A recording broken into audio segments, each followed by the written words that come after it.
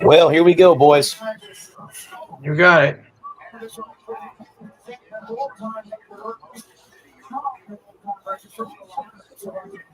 Oh, I thought they would have had that inside Ford Field. Yeah.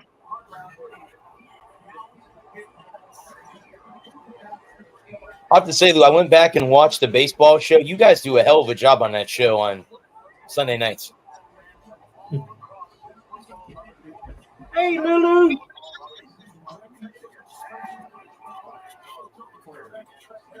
Hey, Lou. Hang on, Joe. Okay. And Adam's here too. I am here. It's dark in here.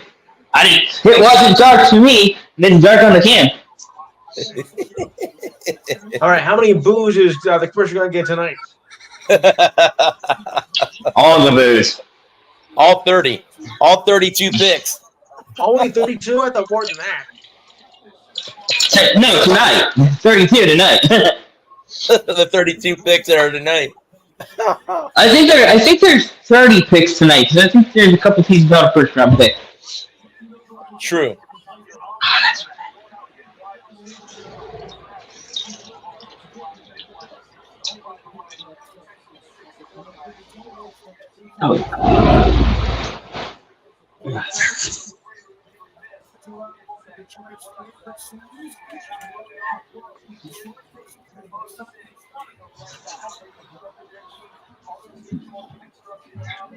Okay.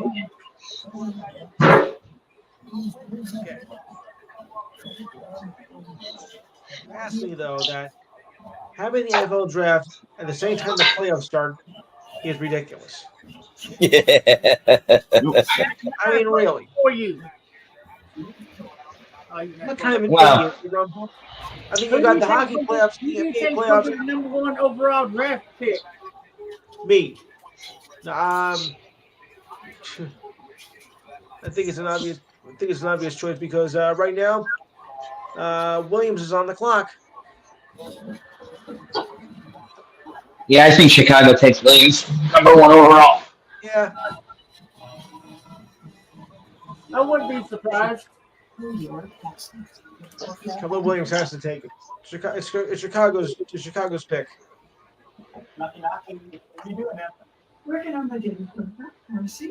I think Chicago will entertain offers for number one for probably 5 or 6 minutes.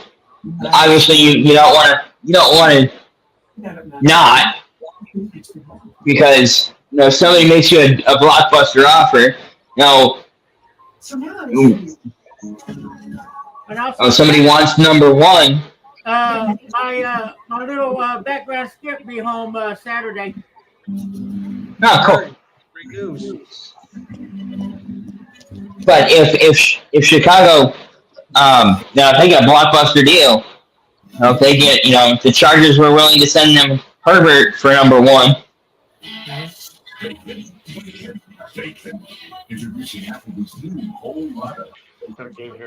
think there's going to be a lot of people going after the Patriots pick at 3. I think number 3. I think 3 and 4 are very hot. Would be very hot commodities. I could see San Diego trading out of 4. San Diego, LA trading out of 4. The Chargers. I could see Harbaugh liking Corum and wanting Corum, but not wanting to spend a top 4 pick on him, and moving back in the draft because I think he'll still be available at 16. I'm not sure who has 16 off rip, but 16, 17, somewhere in there, and Harbaugh making a swinging deal with whoever's at. Is it Dallas at 6? No, Dallas made the playoffs. Yeah. Who's at 16? I don't remember offhand. Who's at 16? But not Seattle. The Chargers making a deal with somebody later in the first round so that Harbaugh can go hit one of his guys. I think Minnesota too. Minnesota is at 5, right? They're at 11. 11.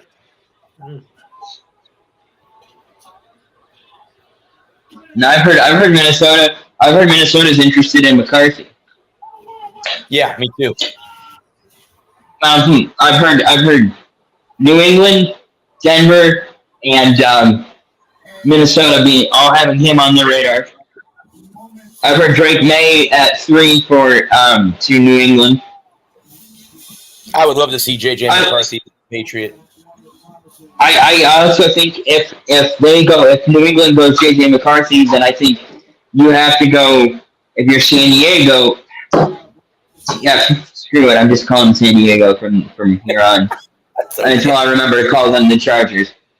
LA, the other LA, they go. You have to go with if Marvin Harrison's on the board at 4, you have to go Marvin Harrison. I don't think you have a choice at that point. Yeah, I saw a lot of mocks, Bud, that had the Chargers getting him at 4. Yeah. Which I think, Yeah. because I don't really, I don't know, I don't know how Harbaugh and Herbert get along, but I don't see, even if McCarthy is available at 4, I just don't see them spending a 4th round pick or the 4th overall pick on McCarthy when you have Herbert available. Yeah. Unless they make a deal that sends Herbert somewhere else, and then they take McCarthy. If Herbert and Harbaugh can't get along, then I can see that being a real possibility. But I don't know. Yeah.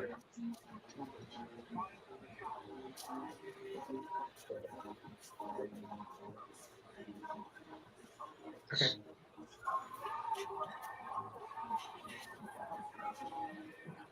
Fireworks begin.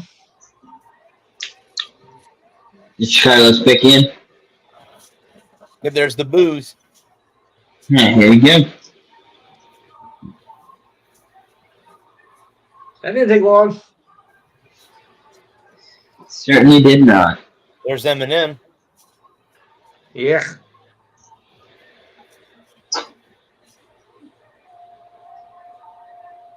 Yeah, he's a diehard Lions fan.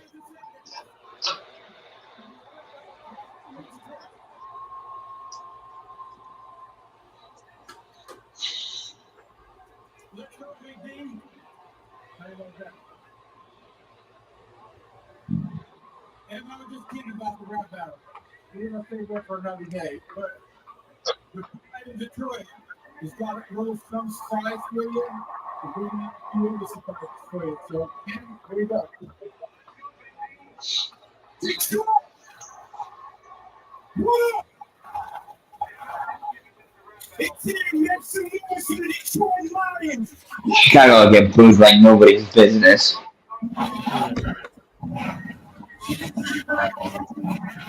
Chicago, Green Bay, and Minnesota are all going to get a catch around. Right. I wonder who's going to get. Who do you think gets the bigger boo in Detroit, Chicago or Green Bay? Probably Green Bay, because Green Bay's been. Yeah. There's Barry.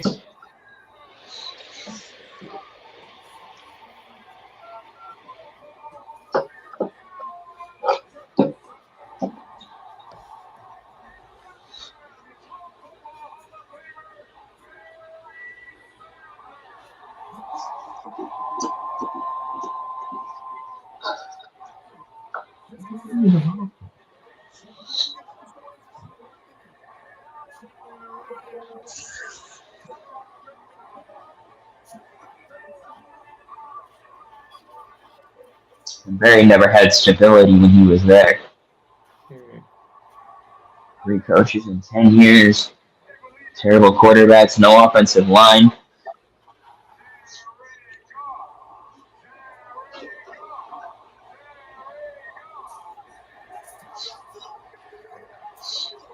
Adrian Hutchinson. Aiden. Wasn't he their first? Was he their first pick last year or the year before? Year before. 2022. Yeah. All right, number 2.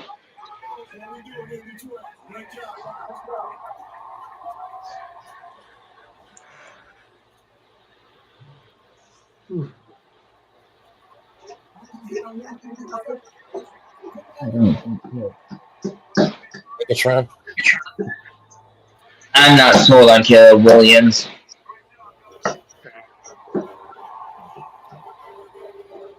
But it's. I've always considered the draft a crapshoot. Mm-hmm. Because you live 3 or 4 years in college, 3 or 4 years in high school, 8 years worth of work, and every level gets progressively harder. So. But the thing about it is that in high school you might face 1 5-star. In college, you might face 3 on either given side of the ball. So you might have a 5. When you're in high school, you might face 1 5-star a game, maybe. They're for the Bears.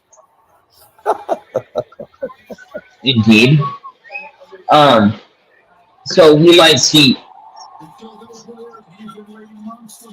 and then in college, you might see, you'll see a 4-star or 5-star defensive lineman, a 4 or 5-star linebacker, and a 4 or 5-star corner or safety. But then when you get to the NFL, everybody's a 5-star, Mm-hmm. and everybody's a top talent, and everything tightens up. And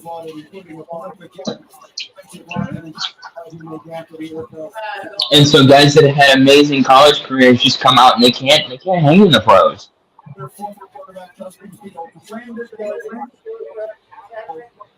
No, well, I mean that's the thing too, man. You never know. Even though you get picked in the first round, doesn't mean you're always going to work out. I mean, No. Yeah. I mean you Whether a college player and you just doesn't, like you said, but it doesn't just translate over to the pros. Like sometimes it does, and it transfers over very well. Other times it takes years for them to find the right system to be in to get it to come out, and then other times they don't ever come out. Yeah. and sometimes you're ruined before you can even get a shot to get it out. I think of Josh Rosen in Arizona. I was thinking the Cardinals. That's why Carolina came out. Cardinals. And then Sam Darnold in New York with the Jets. Mm-hmm. I think about guys like a guy like Matthew Stafford. 10-year career in Detroit, put up numbers, but he didn't have the structure around it. As good as he was, he never had the structure around him that allowed him to showcase his talent. He'd have big numbers, but those numbers were garbage numbers because they were always down by 15 or 20 in the third and fourth quarter. 8 minutes to go in the third quarter, you're down by 7, or fourth quarter, you're down by 17. Yeah, you're going to be slinging the rock all over the yard. So he'll put up 325 with 3 touchdowns and a pick, but they lose 21-34. And so he has good numbers. He's great for your fantasy team, but he just can't take that next step. And I look at Caleb Williams. I don't even know who that is. Caleb Williams, and I'm afraid that he's going to fall into that same trap there in Chicago. He'll put up good numbers. He'll make the right reads, but it's garbage time. It's the third quarter. It's the fourth quarter. He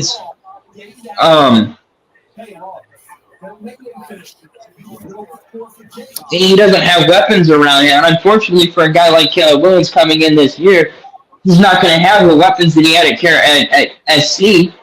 Mm-hmm. He's not going to have they went 7-5 this year. And I was thoroughly unimpressed with his performance. He had good numbers, but the numbers didn't translate to wins. Right. And that's, to me, is concerning. I look at a guy like everybody dogs on J.J. McCarthy because he didn't have the numbers that Drake May or Jaden Daniels or Caleb Williams had. He didn't have the gaudy numbers, but he was steady Eddie with the rock. He didn't put the ball in bad positions. Nobody wants to talk about the 40 times he turned around and handed off to Corner Edwards and got out of the way. Everybody's like, well, he didn't do nothing. Yeah, but he didn't put the ball in the dirt. He had to turn around and hand it off 40 times. He had 40 plus center exchanges that went right every week. And we didn't put the ball in a bad spot. One game where he tried to force balls, but it was in a game against Bowling Green. Who cares? I'm going to force the rock against Bowling Green. Throw it up, see what happens. And won comfortably.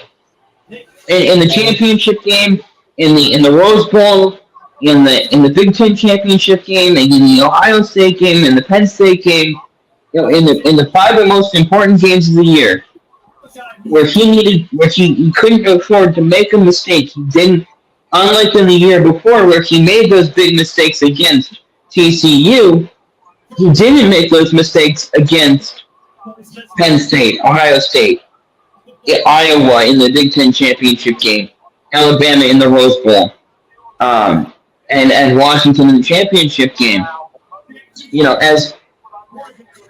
As someone who doesn't, he might not have the gaudy numbers. He's not putting your team in a position where they have to fight back. He's making the right reads, and if the coach says, hey, all right, but we need to turn around and hand the ball off 40 times because you have a great defense, a constricting defense, a boa constrictor defense, and a running game that's going to absolutely dominate. That's a guy that's humble enough to just accept know his role and shut his hole and do your damn job. That's the kind of guy you can win with. Oh, there it is. The pick is in? Yep. All righty, man. I think the draft is. I think that they need to shorten the time because I don't think they need 10 minutes between picks. In the day, I understand like 30, 40, 50, 120, whatever years ago when the draft first started. Yeah. Yeah, I know it's 1946, not quite 100 years ago, but in the before times, when you had to ride your dinosaur down to the telegraph station and type out in Morse code who you wanted to pick, I understand having 10 or 15 minutes because long distance communication was difficult and fielding calls from half a dozen teams might take 10 or 15 minutes. But in the days of mass communication and instant communication and text messaging, if you don't have a GM's number, there's a reason.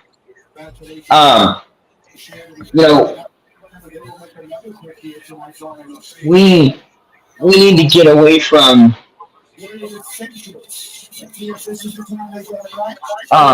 surprise.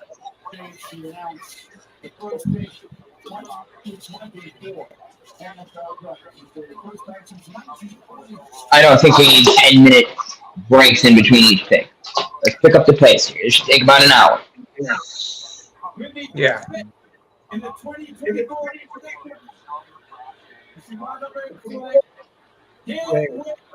That's on the Shacker.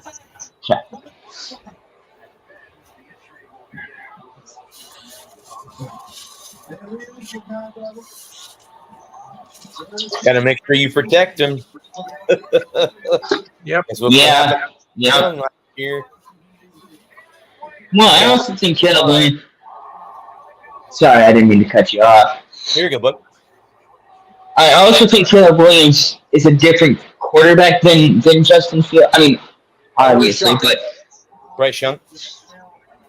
No, Justin Fields. And he has a different skill set. He brings Justin Fields was more of a mobile quarterback. Wanted to escape the pocket. Wanted to run run around and be creative. I think Justin Williams more fits into that pro offense of style that NFL teams run. Justin Fields at Ohio State was very dynamic. He liked to escape the pocket, liked to throw on the run, liked to move the pocket, liked to get outside the numbers and be creative. And that's really good in college because, especially when you have a guy like Marvin Harrison. You chuck it out, you have Marvin Harrison, Jackson Smith and Jigba, Chris Olave, those kind of, you have three of the top 5 receivers in college football for 4 years. You can be creative. You can say, okay, guys, we're running this play, but be aware that keeping you're running this route, you're running an X route, you're running a Y route. It's a dig, it's a post, it's a drag over the middle, whatever it might be. But keep your eyes in the backfield because Fields may be outside the numbers before you even get out of your break, and so you're going to have to cut your route off, or you're going to have to run it deeper. You're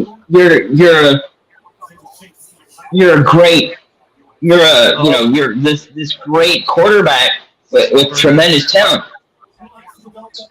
But when you get to that point when you get to the NFL, when you get to the next level and you don't have that dynamic receivers, and you're not playing Iowa every week, you're not playing Illinois every week, you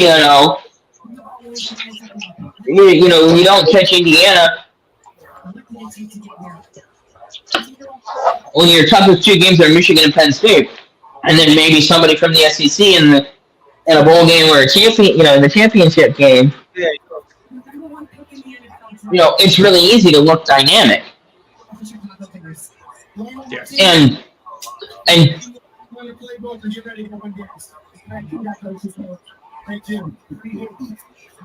the trap and to create.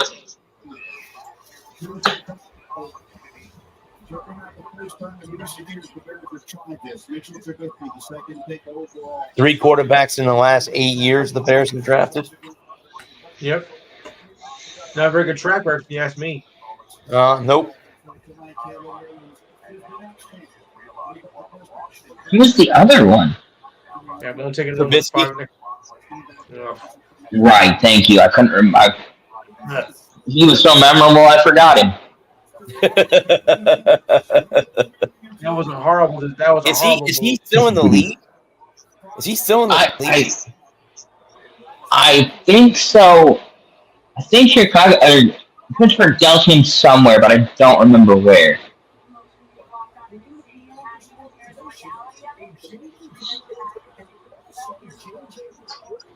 I could see Jaden Daniels going to the Commanders. That number 2, yeah. Yeah. Yeah. Because I think if Chicago would have gone with Daniels, Caleb Williams would be going to Washington. Yeah. I think so.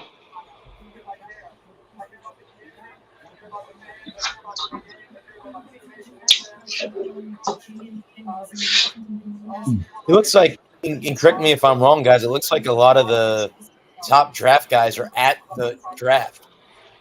They're not at home like they've been in the past. I don't know if it's starting to become more of a trend to be there again compared to not being there.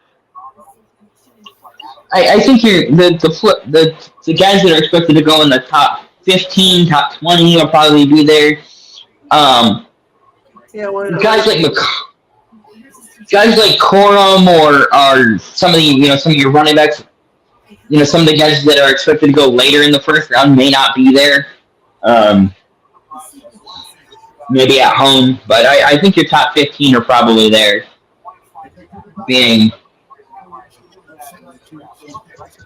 I don't know if you're projected outside the top 5, outside the top 10. Do you really want to be there to sit and wait for 4 hours to not hear your name?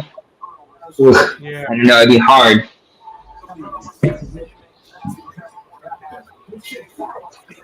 Oh, there we go. Washington's got their pick in. Okay. Thank you, Washington. I appreciate you.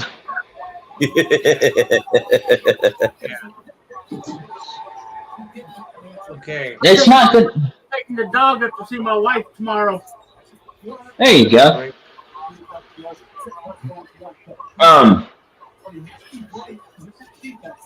Because I got a letter right here stating that you can go on any private and public transportation. Okay, cool.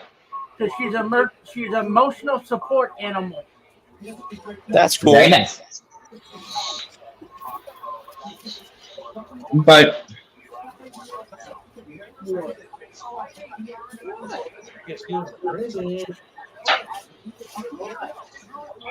No, Kyber. Ugh.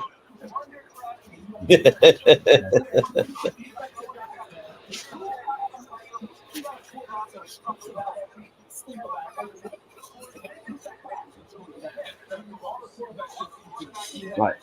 So many guys.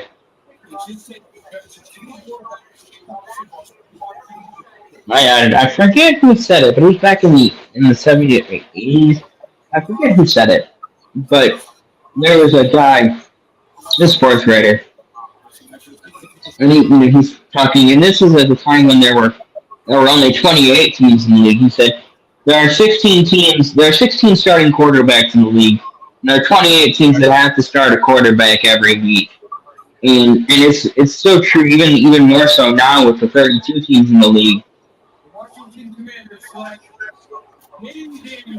Yeah, again, there's no surprises in the top two. yeah. Now the question is, do they go Drake? Curious if they go to Drake May or do they take JJ or they take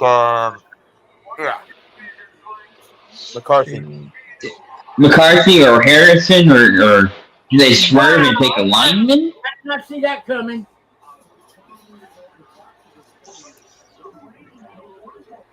He'll do well in Washington. It's going to take a little while. Yeah, I think that I don't know. It depends on how they build around him. You know, I think that's one of the biggest issues is that you only get 7 picks every year.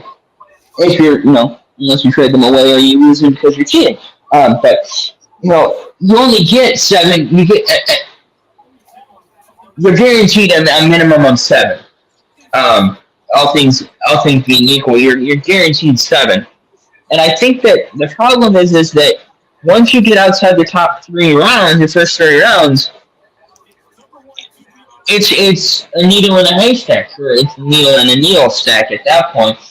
And of course you hit on, you got your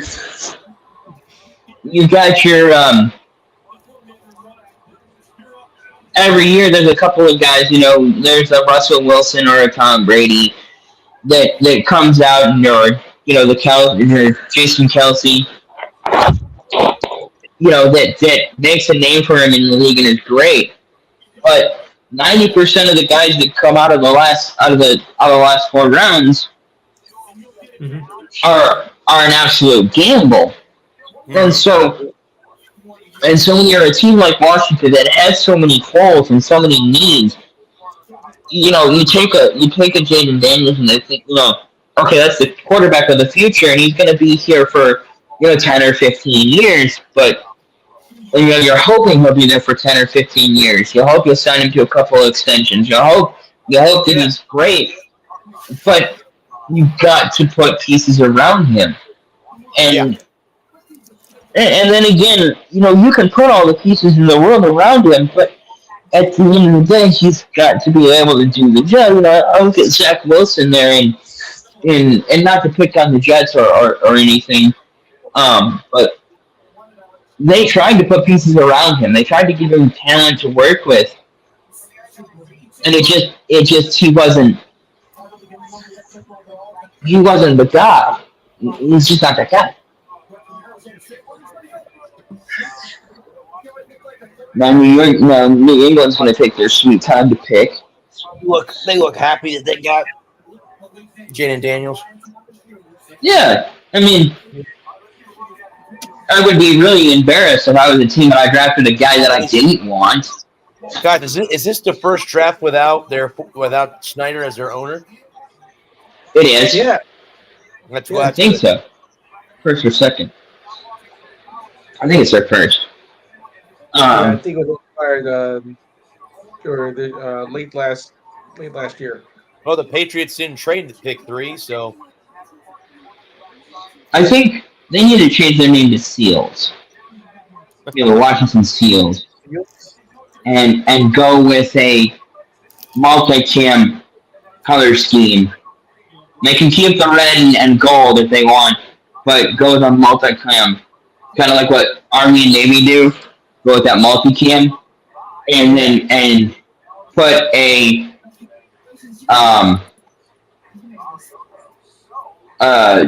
silhouette of a Marine in his dress blues and become the SEALs. Get rid of Commanders. That's so stupid. Yes. Terrible. or just go back to the Redskins and say the hell with it. You know, I understand. I understand the hullabaloo. The hullabaloo. I understand the hubbububba around Redskins because it is a term. It is a term. It is an offensive term for a Native American. So I understand wanting to rebrand and move away from using derogatory terms as sports teams. As an honorific for a sports team. I get that. I understand the sentiment. But for me, at the end of the day, Commanders is stupid.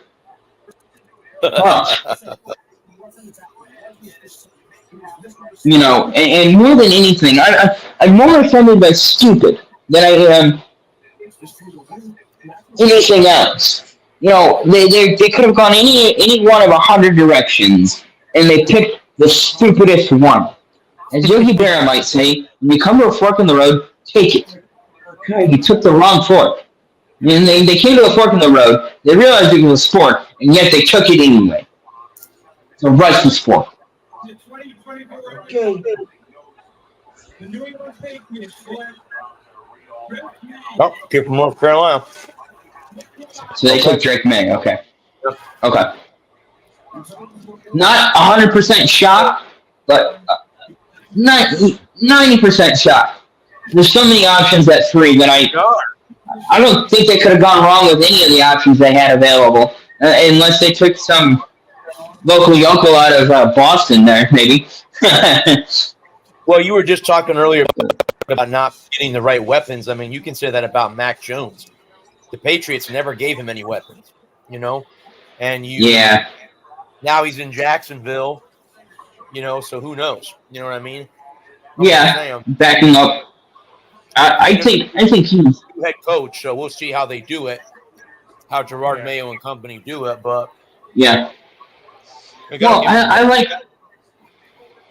Yeah, absolutely. I like Mac Jones getting a fresh start in Jacksonville. I think you know if he can have a solid preseason, he's definitely decent trade bait. Because you know somebody's going to lose a quarterback in the preseason. It's almost like or week 1, right? And somebody's going to lose. You know, a big time quarterback's going to go down in week 1 or the preseason, and he's going to be out long term. And if Mac Jones can have himself a decent preseason and be available, Jacksonville may be able to parlay him into a second or a third for next year. So or do you think I don't hate Trevor Lawrence struggles? Yeah, maybe. So. I don't see Trevor Lawrence struggling that mightily. I think that Trevor Lawrence is on the cusp of figuring it all out and being a real problem in the AFC South. Right. Yeah, you know, I also think that, you know, I think the South has the potential to be a very competitive division. Jacksonville is who we think they are. The Colts need to retool. They don't need to rebuild. They need to retool. They need a weapon or two. And if Anthony Richardson can come back and stay healthy, they can be in the conversation. Houston is trending upwards, like where they're at as it sits right now, with and having a mid 20th pick. They have some decent options there. They can also move up in the draft. They may be a trade partner for the Chargers. Something that they may be interested in entertaining. Moving up to 4 and really taking a big swing at it. Especially if they're trading future draft capital for a top 5 pick. It would be something that if I was Houston, I'd be really interested in talking to the Chargers about. And then you have Tennessee, who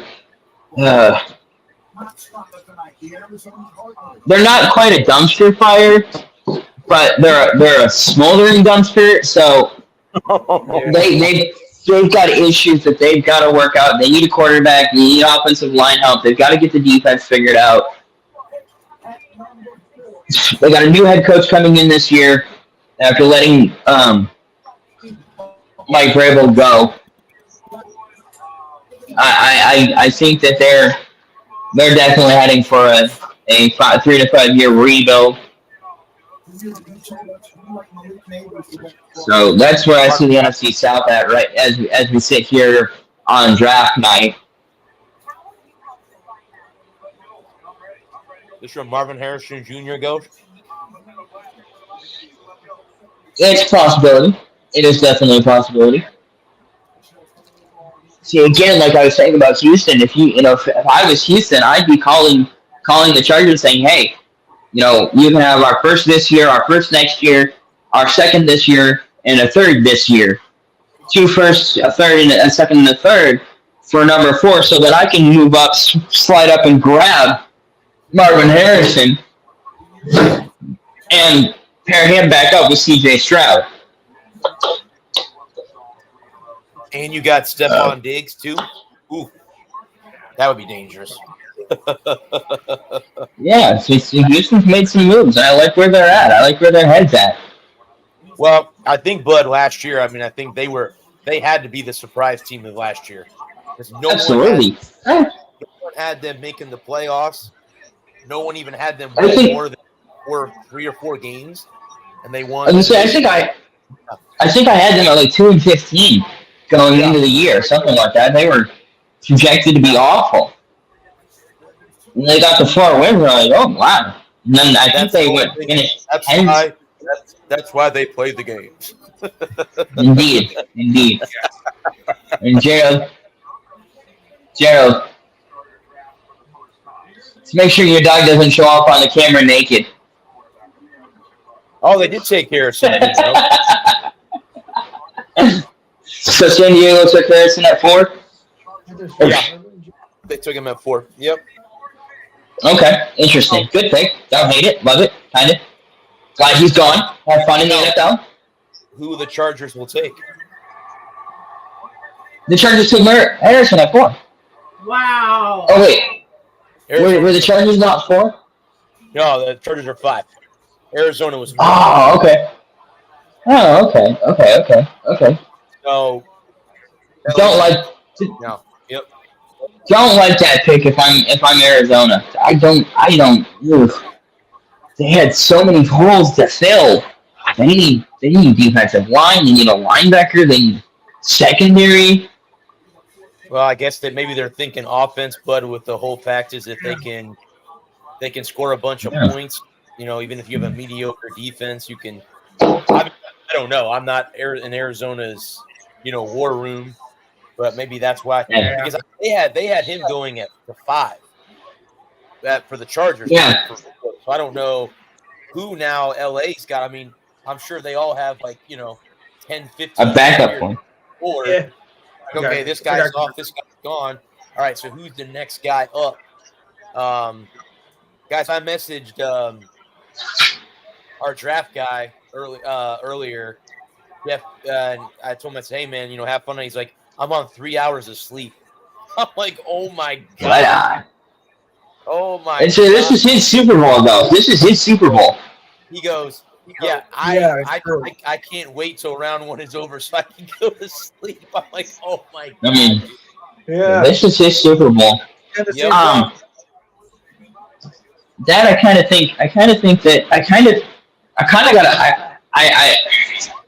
I'm surprised. I'm surprised. I thought I was wrong, obviously, but I thought San Diego or the Chargers were 4. But I'm surprised that they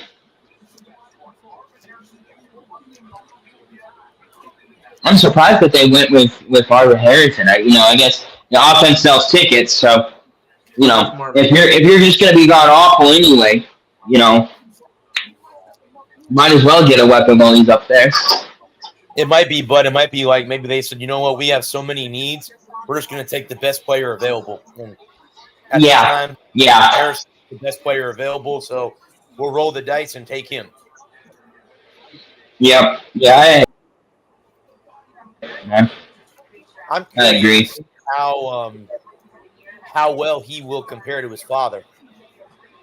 Yeah, I mean, he was a stud in college, so. Yeah. Absolute lights out.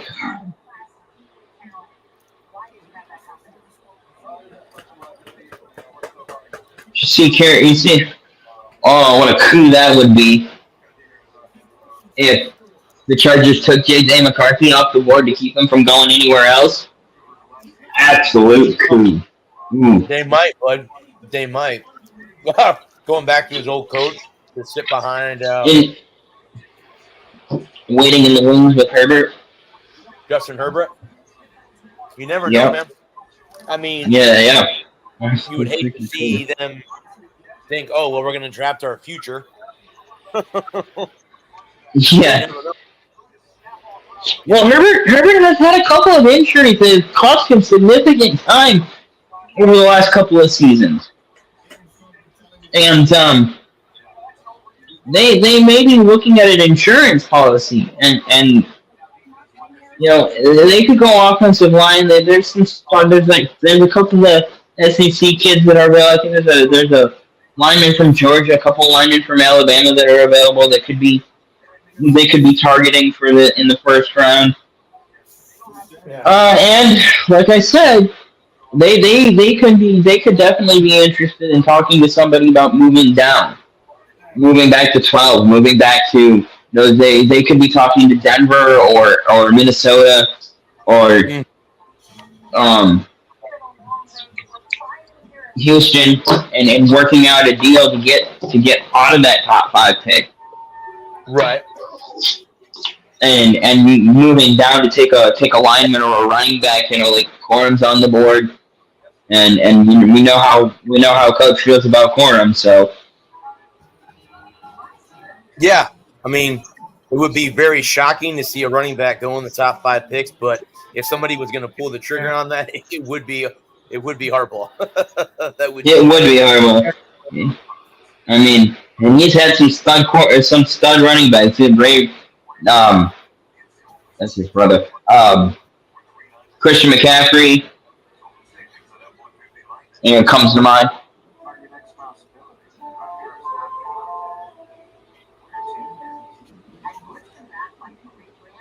So Tampa's down 2, right? How you feeling about that? The Lightning, they're down by 2. Yeah, I think the series is over. I think they lost Tuesday night in overtime. They don't have the same team they did a couple of years ago where they could go down 2-0 and come back. And Panthers are a good hockey team. I don't care. They're a damn good hockey team. They were in the Panthers were in the Stanley Cup Finals last year, so they're no joke. That team's no joke. Yeah. So, I'll tell you what team is a joke is the Leafs. I was gonna say, you know what? If the Lightning get knocked out of the first round, I hope the Maple Leafs get knocked out of the first round too. Yeah, I don't want to see Boston win it, but God, I don't want to see Toronto win it. They will be insufferable for the next 60 years. Yeah. I'd rather see than the Leafs. Don't like Austin Matthews? Austin Matthews is a talented player, but Leafs fans suck. I had to deal with them. Austin Matthews, Mitch. What's that? I had to deal with the fans last Wednesday. I was at the Lightning game. They were playing the Leafs here in Tampa. Yeah. Right. Matthews and Marner are incredibly talented, but they play in Toronto, so I by rights have to hate them.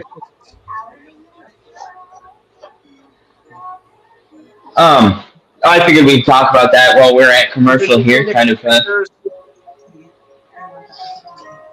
It's 2-2, right? I think 2-2 in the Panthers Lightning game, or did he go up?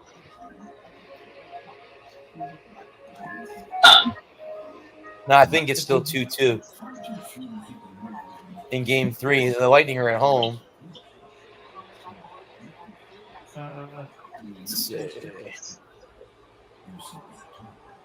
I'm just curious now with are they going to bring back Steven Stamkos? Because Stamkos is due for a contract. They're going to offer him money. It's just will he accept the money that they're going to offer him is going to be the question. I wouldn't mind seeing 91 in red and white. Here's the first hardball pick. Here's the pick in. Pick's in, yeah. And the winner is Now, or should I say, the loser. Chargers turned away trade offer calls for Justin Herbert. Yeah.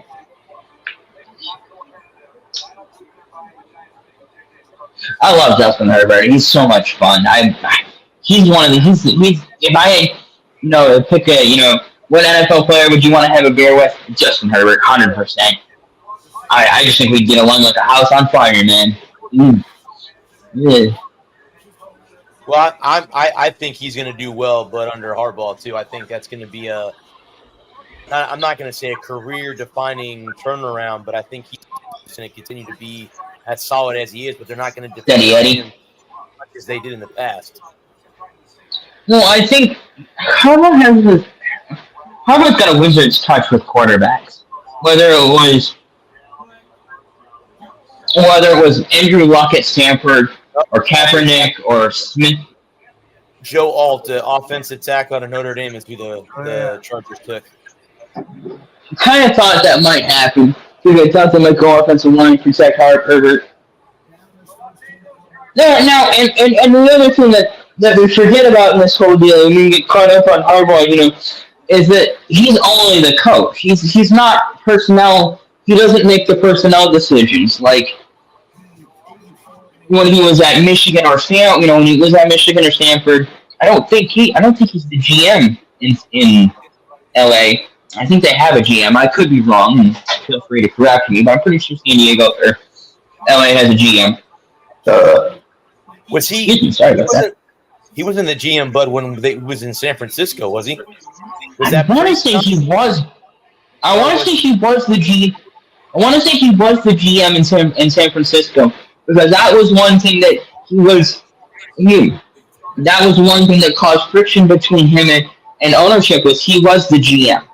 I believe. If memory serves me right, he was the GM in San Diego or in San Francisco, and that's one of the reasons why they ended up firing him. Yeah, pre-John Lynch then, because then John Lynch came in. Okay. And Lynch has been there since. Yeah. Yes. I think we're rolling right up on 10 years that Lynch has been the GM in San Francisco. Two Super Bowls? And lost both of them to Kansas City. Kansas City, both of them, yeah. Mm-hmm. So who's on the clock now? The Giants. Okay. Joe Alt was at home. He was not in the draft. They would get a quarterback. The Giants? Most likely. Yeah. The Giants need everything. They can go anywhere in this draft, really, honestly. I think they'd kind of be silly to go with quarterback, though. You can't bring another quarterback in right now because Jones is on that massive deal. That stupid money. He got stupid money. So, I want to say, but I think they can buy him out, or he's out as of next year. I don't know. I thought I heard that on the radio this morning. Sure. I thought he signed a 4-year deal last year, so he wouldn't be eligible to be bought out until 2026, I think. I don't know. I could be wrong. Giants is in. Well, we're cruising right along to the top 6. Giants.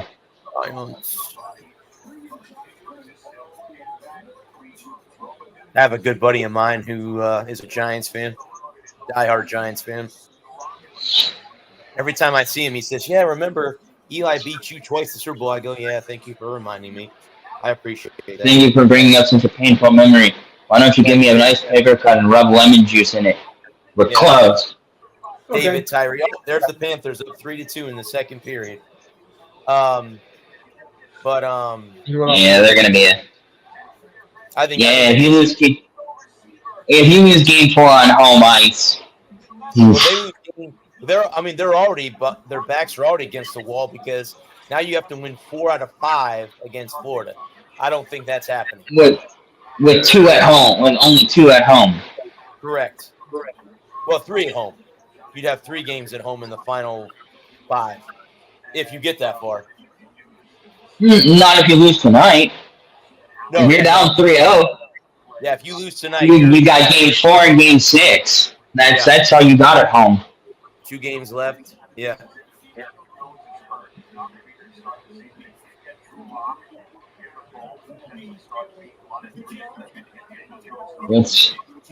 They got to fight back and get. You don't think they would go after a wide receiver, do you? The Giants. You don't think that? I kind of think that's wide receiver or lineman is what I'm thinking. I think they might try to go. It might be running back because they lost Barkley. They lost Barkley to the Jets or to the Eagles.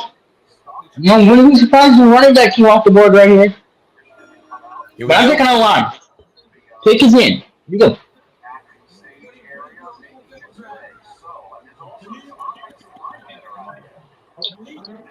Oh, they did take the kid at LSU. Wow. Okay. A line. Took a wide receiver. Oh, okay. Yep. Malik Beaver's the kid out of LSU. Wow. Okay, then. Not surprised. I mean, Daniel Jones needs help outside. Needs some weapons. Oh, okay. He was good at LSU. Can't hate on it. Yep. Tennessee's on the clock now. Tennessee's on the clock. They petitioned the league to let them draft everybody.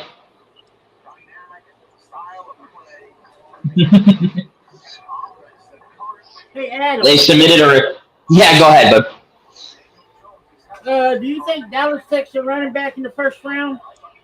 Where are they picking at? They could use it. I think they're picking at 20. 22, 23, something like that? Yeah. Yeah, I could see them taking a running back in the first round. Because they lose Pollard. Yeah, what a game here. I see them taking Jonathan Brooks out of Texas. No. They'll take Corum long before they'll take Brooks. I think Brooks is probably the second day. Probably tomorrow. Hey, Brad, you're muted. You know that, right?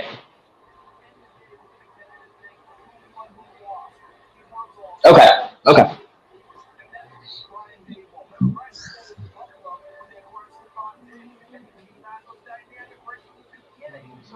Yeah, I can see them taking a running back. And then there's another kid high on the board, but I forget his name now.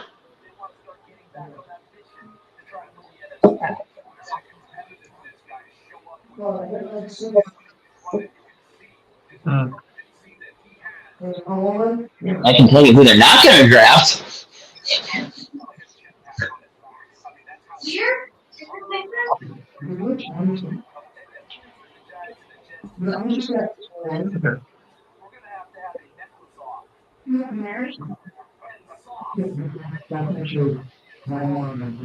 What game are you watching there, What game you got up? Yeah. Okay.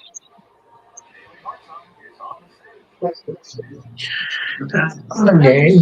I say Tennessee picks the QB.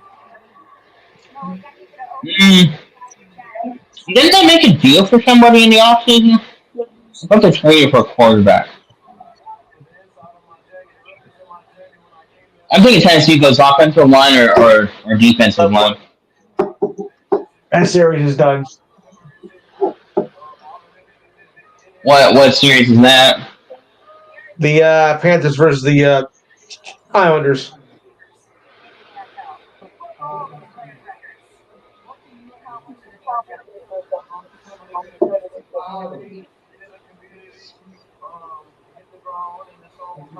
What score?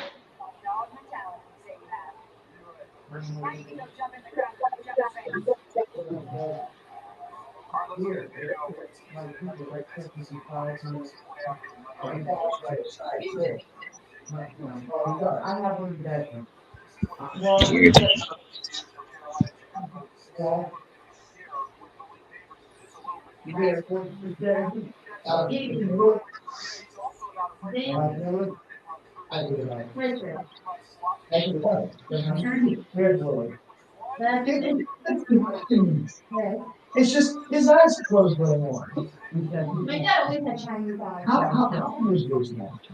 18?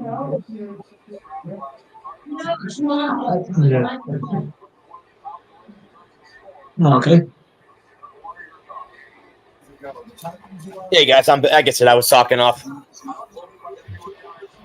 Okay. See who Tennessee picks. Oh, they're gonna go to commercial.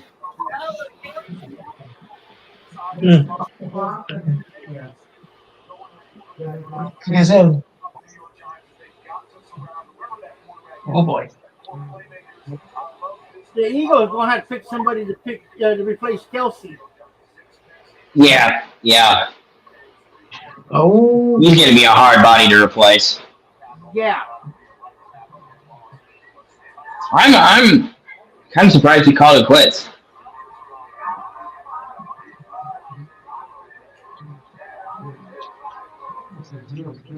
Oh yeah.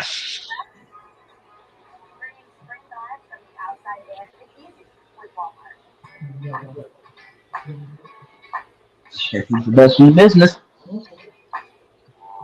Mm-hmm. Did you see Curry won comeback? I think a comeback player of the year. Yeah.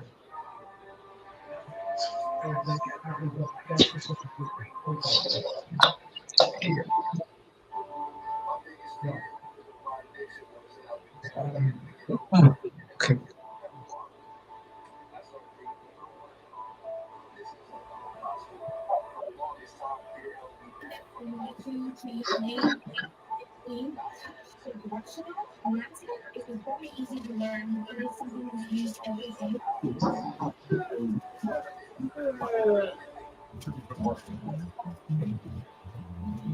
My buddy's messaging me about the Bucks. I'm like, no, we haven't picked yet. Yeah. Bucks haven't picked yet. They don't pick till 26. Right. So they picked late in the first round. The Packers have 11 picks in this draft. 11. Well, Loaded up. The Packers do. The Packers have 11 picks in the draft. Wow. Could you say they're loaded for bear? I don't think you want to get rid of Jordan Love. That's my roommate who's the Packers. No. Of course not. No, God, no. Jordan Love came on strong late in the year. They were talking, Bud, on the radio this morning that out of the 3 teams that have 11 picks, Green Bay, the Rams, and I think the Vikings all have 11 picks in the draft. To who is set up better? I would say Green Bay because you already have your quarterback in place. You have weapons, so you just draft. Yeah. So Draft to fill holes. Because they need a corner. You draft a lockdown corner. They could get it. Yeah, they could get a tight end.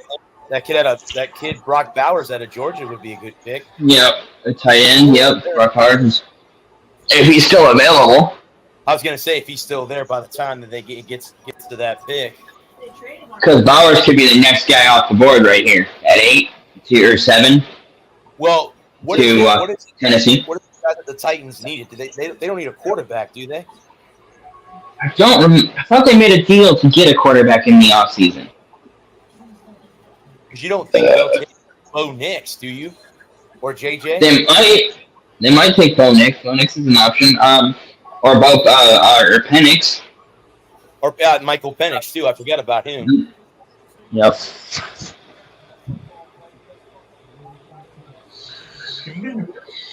I could say through the first 6 picks, there hasn't been any surprise. No. The Giants taking a lot of people. Maybe that would be the surprise pick, but I think Marvin Harrison to the Cardinals is a bit of a surprise. I wasn't surprised at all. yeah, you mean taking Marvin Harrison? Yeah. No, but no shocks. They're like, oh my god, why'd they take that guy? They took a bartender to Cleveland? Why? JC. Oh, the Titans took an offensive lineman out of Alabama. JC. Yeah. Offensive. Okay. tackle. JC. I kind of figured that would be where they would go. Offensive lineman. He hasn't been in the camera yet. Come on, baby, go. All right. If you guys see me move my computer, my dog gets up here on the couch with me. Yeah. Gotcha. You want to go over there? Alabama. You gonna go over there and get mommy's food? Not a huge shock. Figured they would go offensive lineman. Well, now Atlanta's Safe pick at 7. No, 11. No, San Diego is Jesus. They need to go back to San Diego. No, Atlanta. Atlanta's an interesting. Because they just signed Cousins to a 4-year deal, but they could be thinking long term. They could take a Bo Nix. They could take a Penix. They could be in the market for McCarthy as a as a bridge as a long term solution to the post Cousins era. correct. And you get a quarterback now that you can keep around and learn the system and hang around an absolute winner. As long as he's not playing in prime time, an absolute winner in Kirk Cousins. He picked the commissioner up off his feet. The Alabama lineman. Uh-huh. Okay. Wow. You doing good? Well, I texted him the other day. There's a thought. I'm listening to Adam Schefter talk right now, but he's talking about them drafting J.J. McCarthy. That's kind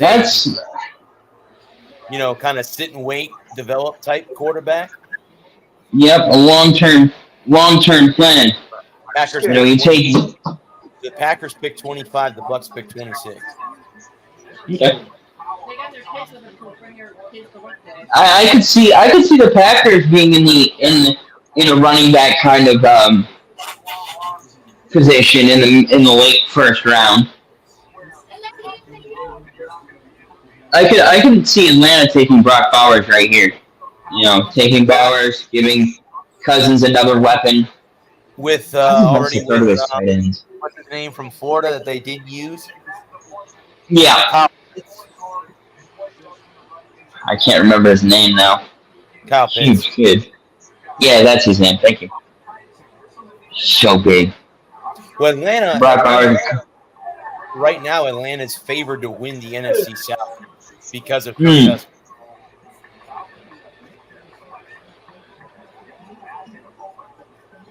It's a pretty cool hat. Half his hat is the Oilers, the other half is Tennessee. Nice. Actually, Bud, JJ's not at the draft. He's at home in Michigan. Yeah, JJ. He's the quarterback. Yeah, I'm not surprised. Kind of figured he wouldn't. Kind of figured he wouldn't be there. He wasn't projected as a top 5 pick. Yeah. He's an outside shot at being a top 5 pick, but they didn't project him until 9 or 11 is where I saw him most likely going. And Michael Penix Jr. is also not on. Not in Detroit. Yeah. I'm still here, guys. I'm just unpacking a bag. Oh, you're good. You're here. Uh-huh.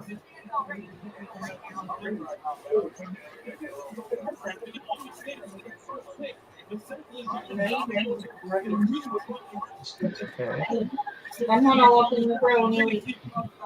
No. You're eating, so I'm eating.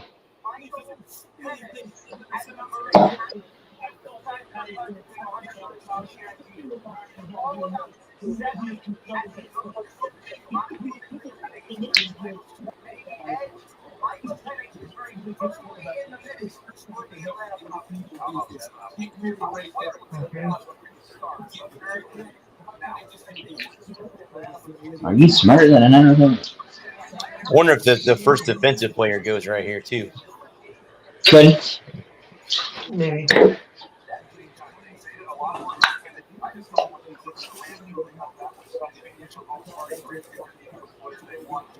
Yeah. Atlanta may go like corner, D line.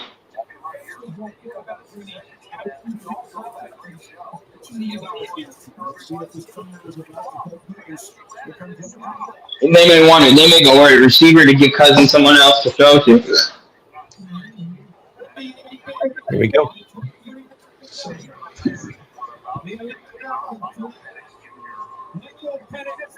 Michael Penix Jr. Yep, they did draft a quarterback. There's the future. There is the future. The only person that ever pulled that prank was Eli Manning. Junior. Yeah. What's that? Remember when Eli was drafted? I'm not going to Yes. San Diego when the Chargers drafted him anyway, and then there was a trade for the Giants to get Phillip Rivers. I remember that. I did it. My question with Michael Penix Jr. is he's had both his knees operated on, so how long will he hold this facility back? Well, yeah, ideally, Cousins will hold up for 4 years, and that'll give him time to develop into an NFL body and learn an NFL system and NFL strength and weight conditioning and all that. So, they didn't take him as he doesn't have to. He's not a day one starter so. Right. So I think you can. I think that'll allay some of the injury fears. I think because you don't have to have him starting tomorrow. He's not going to play a 17-game NFL schedule in his first, ideally his first 3 or 4 years. Yeah, but now the Bears are on the clock. The Bears are on the clock. They had 9 too. Yeah, they're I think at Denver had 9. Yeah. Pick 9. Pick 25th. Yeah, I agree. I think we need to petition the NFL. Say, what do you need 10 minutes in between picks for? Make it 5. Yeah. You're already ready. You can't tell me that the teams can't make picks.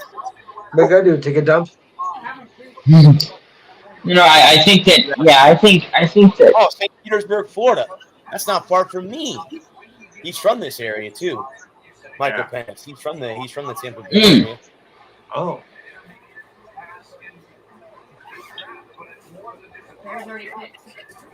Yeah, the pick is in for Chicago for their second pick of the first round. Okay. They already picked Caleb Williams, number 1. They go offensive line here? Oh no. I would say so, Bud, to protect their first overall pick. I would think so. Or do they shock the world too and go defense? Brock Bowers is available. They could shock the world and go Brock Bowers. How depends on what we're feeling. Are we feeling protection, weapons, or do we need a stopper in on defense?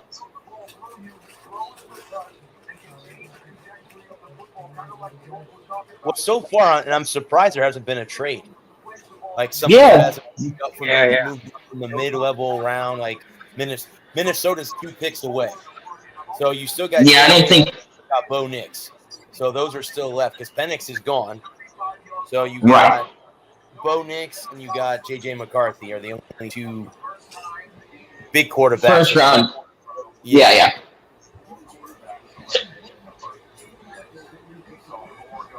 The Bears aren't going to pick a quarterback here, so they got to go. The Blues Jets are on the clock next. Yes, they are. The Jets need a quarterback. The Jets need everything. The Jets need a quarterback. Sorry, No. You can't draft. The Jets can't draft a quarterback. You need a running back and a safety.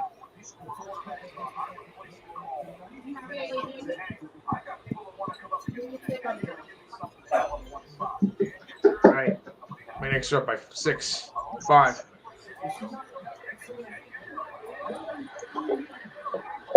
What's that series? Oh, they picked a wide receiver from Washington. Oh God, what's his name? I can see his Roma Dunze, right? Yeah, Roma Dunze, yep. Well, they got a weapon for Caleb Williams. Yep. Kind of figured that would be. I don't have any food. I'm sorry. I'm sorry. I don't have no food, baby girl. I don't have no food. I'm sorry. I'm sorry. Yes, I'm sorry. Yes. Yes. Yeah, it's okay. It's okay. It's okay. It's okay. Oh, trade alert. Are they trading? Already? They can do that? Oh, the Jets traded their pick Interesting. to the Minnesota Vikings. They just, okay. So the Vikings moved up 1 spot. Oh. Okay. Must have got something else in the deal. Must have got. So they just straight up trade 10 for 11.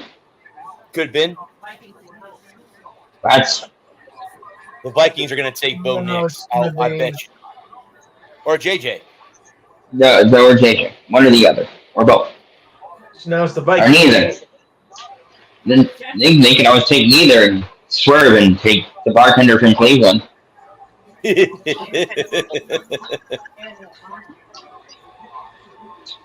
this pretty good that the Bears just took? That Roma Dunze? Yeah. He was the third best, second or third best receiver in the country last year.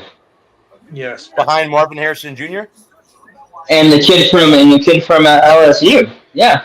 Oh, okay. Well, then, so the top 3 wide receivers are gone. Because all 3 of them. I would say so. Yeah, I would say the top 3 receivers are the 3 best receivers on the board are gone already. Yeah. Yep. If you want to argue Brock Bowers being a top receiver, say Bowers is still available, but the true wide receivers, the three number 1s are off the board. I'm wondering if the Jets came to Minnesota and said, "Hey, we're taking your quarterback. If you want him, make the trade." Because you never know. The Jets may say, "Hey, we're going to take this, and you want him, make the trade." We're going to force your hand. The Vikings changed with the Jets.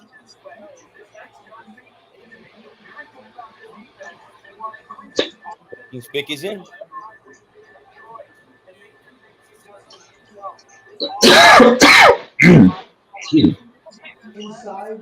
What do you guys think of the draft hats? No, I can't see him. I like them.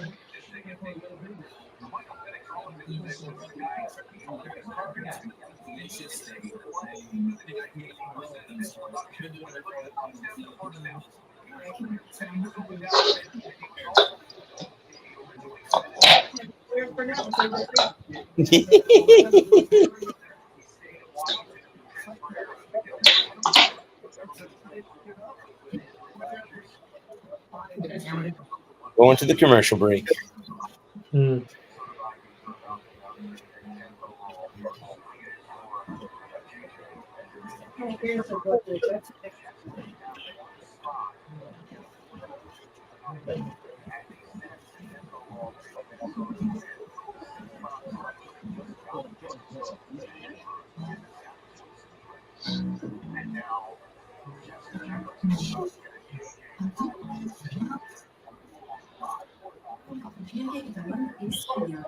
Make that money. Mm-hmm.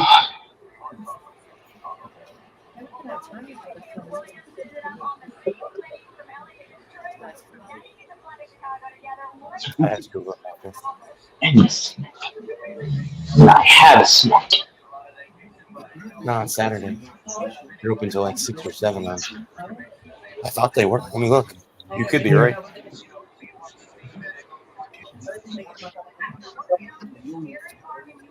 Actually, I was looking on the website today. They have, I think their cords are like, it's kind of the same price on Amazon. Well, I figure, love, too, with that is I could go and talk to somebody and buy things before I order something and I have to return it.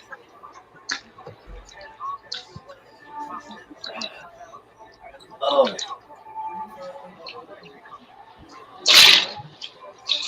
Oh. Yeah, they're open till 7 o'clock on Saturday.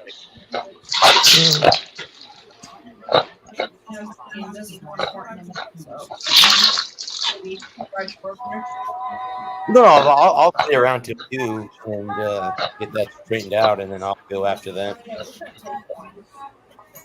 I wouldn't think so, and you know, who knows? He might be here at 11 o'clock, 12 o'clock, you know, and then Yeah.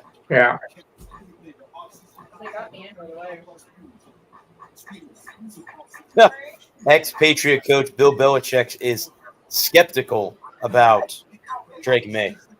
I wonder why. Because you're not there anymore to make that decision? Mm-hmm. God, man. It's good. It's time for a change in New England. So I'm not. Yes. They picked Drake May, the kid out of North Carolina. We don't have a quarterback. Mac Jones is gone. He's in Jacksonville. And then the kid behind him, Bailey Zappi, I think, is gone too. They don't have a quarterback. We got one. Again, we're just got to give him weapons. Hopefully Gerard Mayo falls that. I think he might go right here. I think JJ goes right here.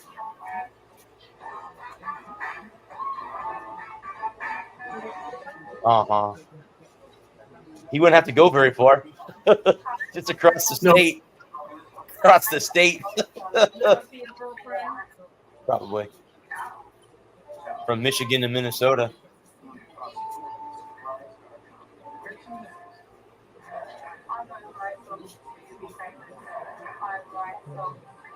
They had Eminem out here when the draft first opened up. He's a Detroit. No, he was out with Roger Goodell as they both came on the stage together when the draft started. Well, Eminem's a Detroit. He's from Detroit, and he's a diehard Lions fan. Oh, that's what he is. Diehard Lions fan. Oh, he said, "Go Lions." Or how about those Lions? That's what he said. I wonder if he'll come back out to make the Lions pick. That'd be cool. I know the 3rd round pick, Ric Flair's making it for the Buccaneers. Oh, cool. Yeah.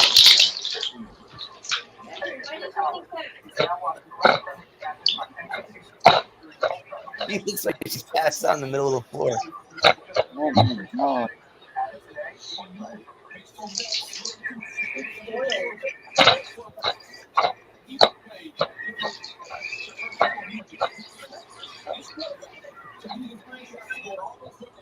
Do you think that it's going to be a rebuild from Minnesota? I do. A bit, yeah.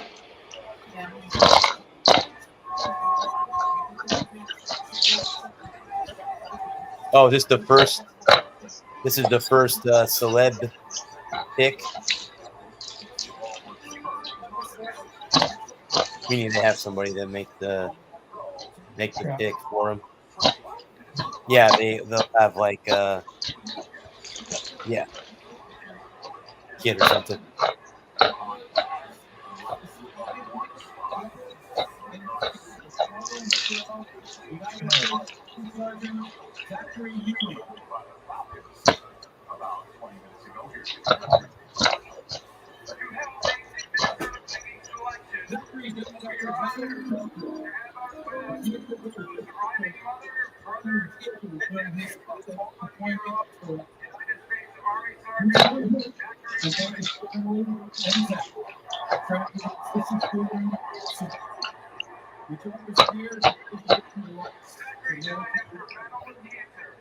I'm now going to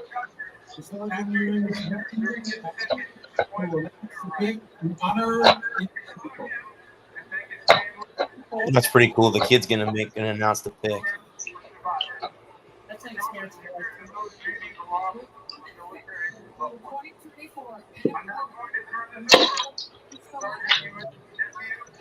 JJ McCarthy. JJ McCarthy. McCarthy's off the board.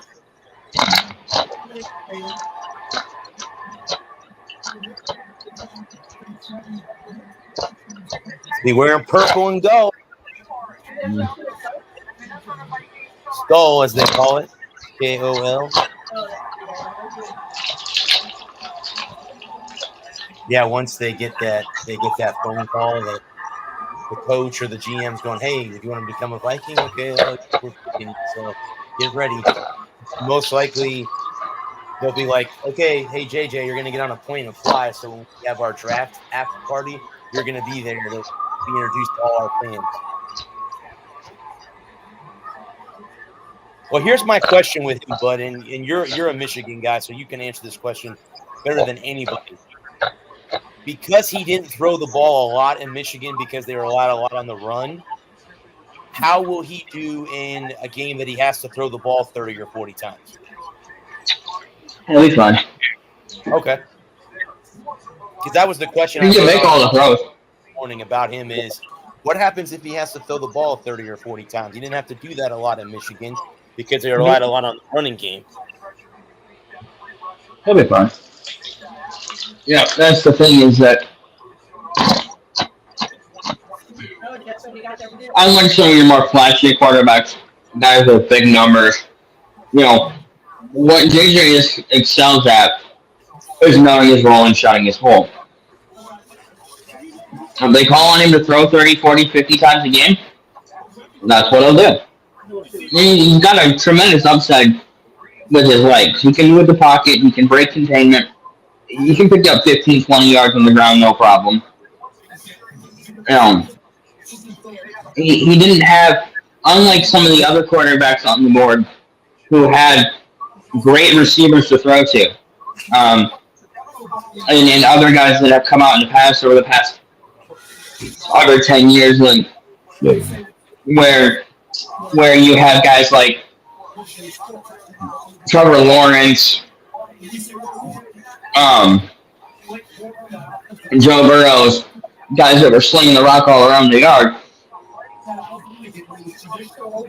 They had the guys to throw it to, and they had an offense that was built around them.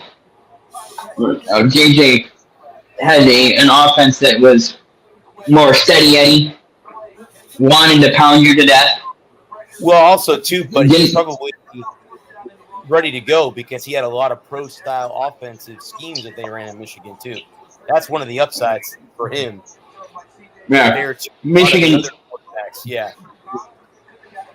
was more than happy to cut you 1,000 times and let you bleed out on the floor. Right. They didn't have to have JJ Bank, throwing 40-yard bombs just to hang in a game. Unlike some of the other quarterbacks that we've seen come off the board already. And they had that tremendous defense his 3 years there. That where they weren't having to come back in the third and fourth quarter very often. JJ is prone to he gets big game jitters sometimes. I will say that, but I don't see. But Minnesota isn't going to play any big games in the foreseeable future. But he's a very even keel guy. Doesn't no highs too high, no lows too low. No. A very steady Eddie. Doesn't do more than you ask. Doesn't play hero ball. Doesn't try to win it all in one throw. He makes all the reads. Understands what defenses are trying to do, and he's a great learner. And at the end of the day, that's really what matters: is being a great student of the game, understanding what is asked of him, and not doing more than what's asked of him. And if Minnesota wants to, they want to sling the rock, they'd be more than happy to sling the rock. If they want to turn around and hand the ball 40 times a game and just lead clock and stab you 1,000 times to split out on the floor, do that too. Just drafted an offensive tackle out of Penn State. People are trying to pronounce that name. Onwa Fasanu. Maybe I'm pronouncing that correctly. Close enough. Well, they got to protect their aging quarterback and Aaron Rodgers. Well, or a future. Yeah. Well, team flow is expensive. Draft an offensive lineman.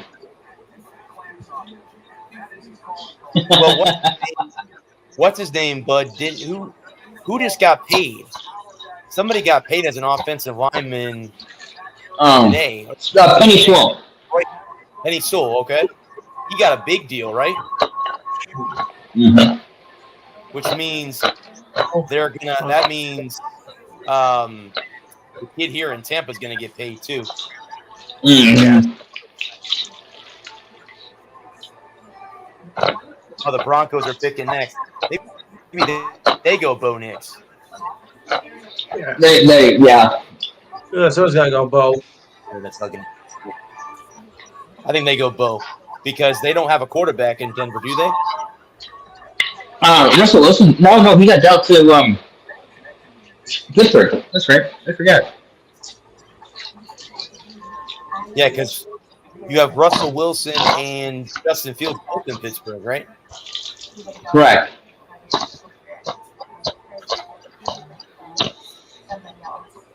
And now it's 4-2 Florida in the third period.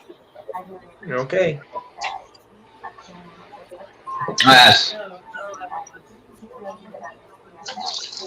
Yeah, good luck trying to pronounce that name. I can talk about it.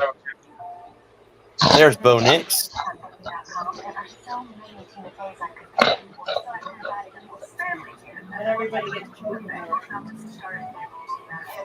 No, I mean, some of them are there at the draft. Some of them are, at home or wherever they're having their draft parties at.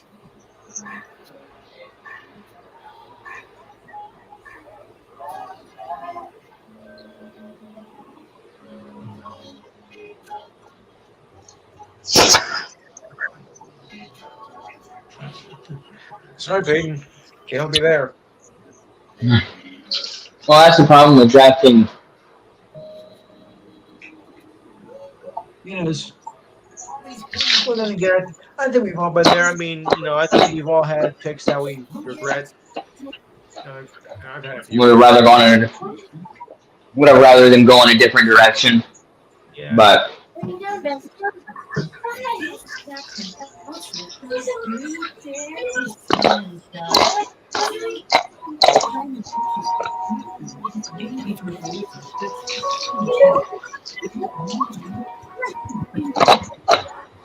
oh boy.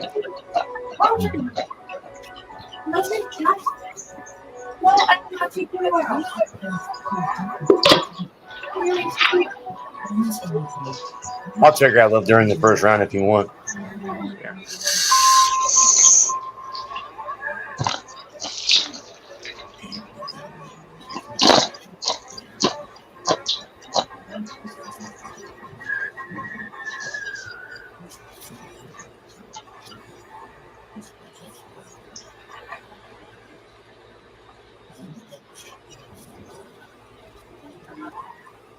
Yes.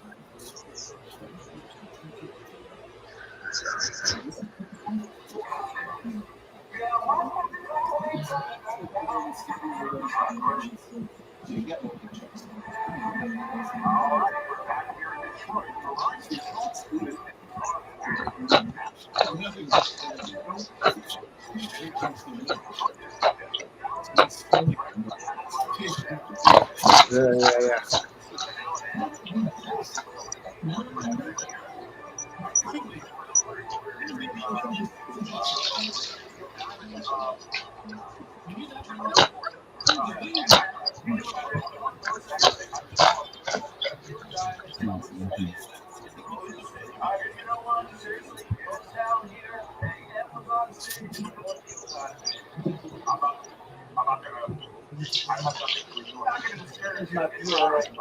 Well, if Toronto gets knocked out of the first round, that's one less Canadian team that can win the Stanley Cup.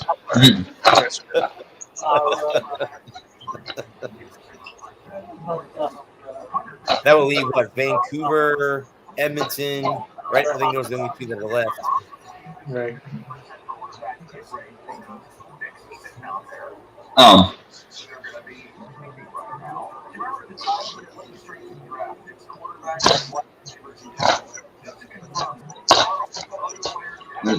Jets, Oilers, Canucks.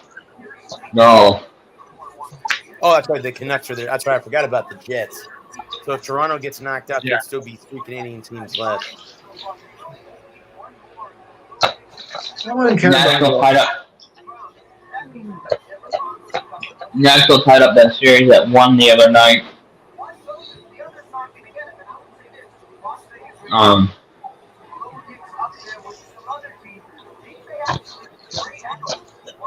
not going to select.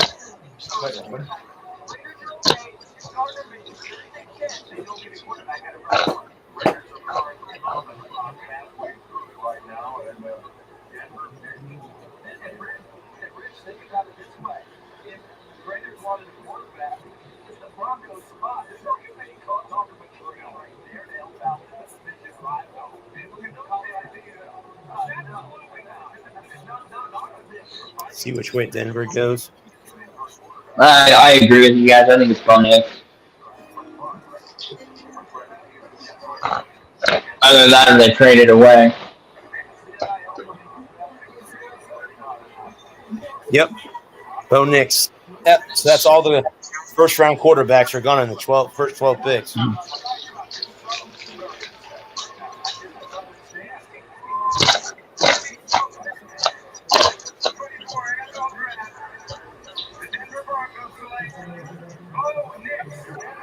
That's it. All off the board. Yep. Top 5 quarterbacks gone in the first 12 picks. Quarterback driven league.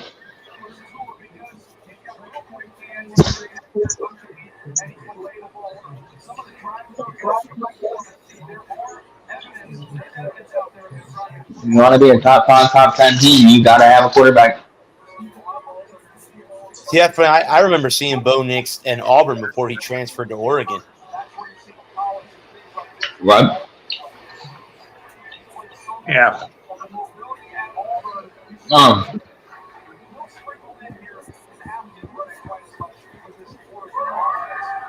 There's the days of having a dominant running game and playing shutdown defense and winning a championship are pretty much over at this point anymore. I'm not saying that it can't happen. It's a passing league. I'm not saying that it can't happen. I'm not saying that you can't have a one-off team with a Derrick Henry type back and a quarterback that's just rock solid, steady Eddie kind of guy, and just bully ball people up and down the field for a year or two. But long-term success, you gotta have a quarterback. Got to have a quarterback. I'm curious, guys, how the Raiders they pick next. Their pick is in. I'm curious to see where they go. Are they going to go defense? What did Russell Wilson go to? Pittsburgh. Russell Wilson's in Pittsburgh. No, the Broncos cut him. Yeah, he was signed by Pittsburgh. Signed with who? Pittsburgh. Cleveland? The Steelers. Pittsburgh Steelers. Oh, the Yeah. Steelers. So is Justin Fields too. Both of them are in Pittsburgh. Yeah.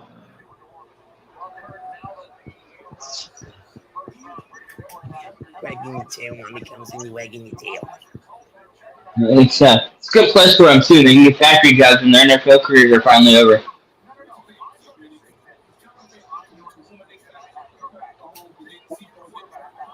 Six quarterbacks? 6 quarterbacks in the first 12 picks. Mhm. Fewest overall 12 for 6 quarterbacks. So it's an NFL draft history. So they made history tonight. Caleb Williams. Jim Daniels.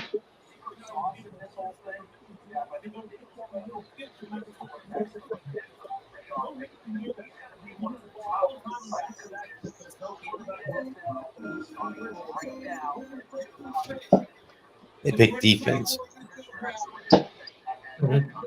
Or wide receiver. Brock Bowers. Tight end. Brock Bowers. So now, so up till this point, there still has not been one defensive player off the board yet. 13 picks in, no demon. But, like I said, the days of playing good defense, playing lights out defense, shutdown defense, and running the ball, and winning titles is over. Long-term sustained success. I don't know if I'd be happy going to Vegas. I don't know if I'd be too happy going. Well, you're going to get paid. One half does the other, but You're going to get paid and you're going to get laid. I mean, it is Vegas after all. You're an NFL superstar. So, if that's your thing, then that'd be a bad place to end up. If you can't go with your home team, well, I mean, Atlanta would have had to have picked him if he was going to go stay home. But I mean, well, I don't know where he's from. I don't know if he's from Georgia or. he's from California, but actually, then he's right there. Yeah, not too far from home. Yeah. Might have even grown up a Raiders fan, so. And he won one national championship or two with Georgia. Yep.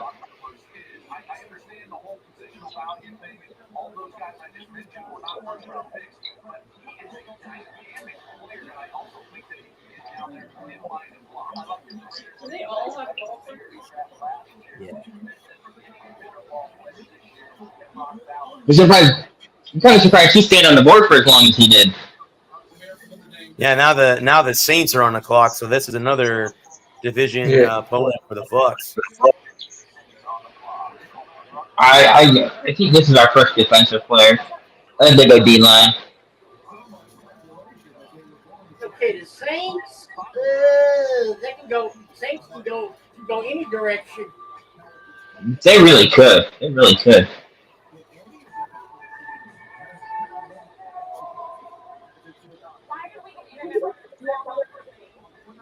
That's a team that I'm surprised didn't trade up to try and get one of the quarterbacks in this year's class.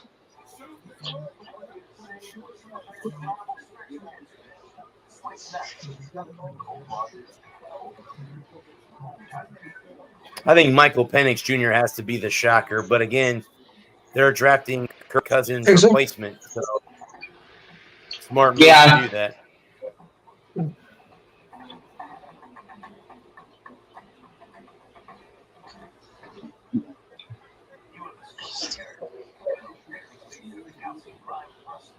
Did you guys see that Bill Belichick's going to be on with Peyton and Eli? Oh, is it? Oh, great. He's going to be on with Peyton and Eli on Monday Night Football. So, now we get to see him every week. Yeah, we get to see. Well, he'll have to talk a little bit more than he does in press conferences. Yeah. He's already on to Cleveland. Next question. Yeah. Next week. Paying me lunch. No. I like Bell. He was a lot of fun on that NFL 100. He had a good time on that show. That was fun to watch. Well, I hope. I know he wants to break Shula's coaching wins record, so I hope he gets an opportunity to do that. He might not. Do you know where I think if anything happens, the team that would get him would be Dallas because he wanted. That's kind of what I was thinking. And you know, Jay likes them old coaches. Yeah, that would be my only. That's where he would fit the best. Would be there to kind of. Yeah. Or Cleveland, maybe. If Stefanski stumbles. Cleveland.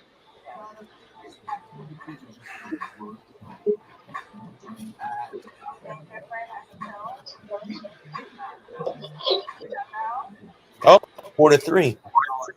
Okay. How much time is left? Let's see real quick. In the third period, let me see. What's you? I think you ain't mommy sick. 3:59 left in the third period. They'll be pulling the goalie. Coming in close. Be pulling the goaltender here soon. No, he's not getting up to Yep. walk.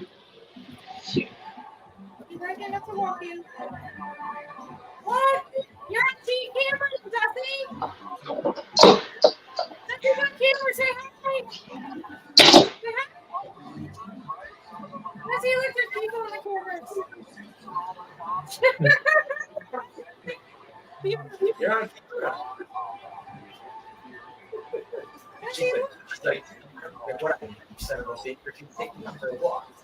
Oh, look at those ears. Look at those. Yeah.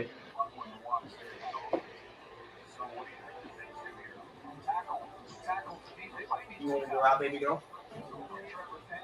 You want to go out? Okay. Are you taking him for a walk? He's like, this is how you do it, Daddy. Guys, I'm going to take my dog for a walk, so I'll be right back. Okay. All right. We'll hold the fort. Cool. Yeah.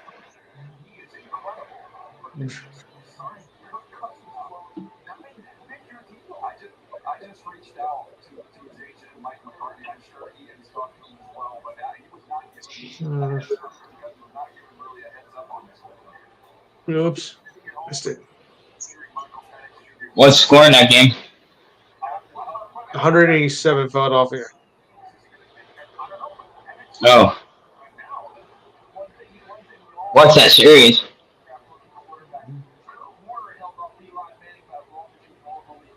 Each are doing well on their home court, of course. Is that series tied at 1?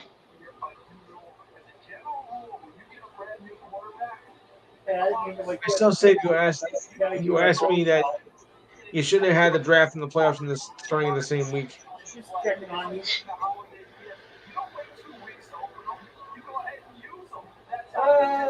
About an hour or so ago.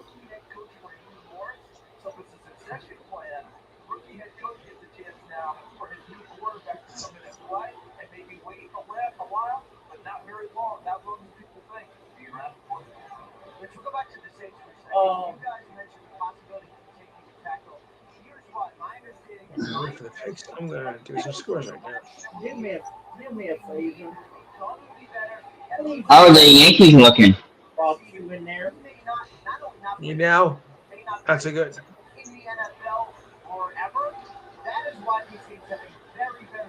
I mean, overall they're good, but not today.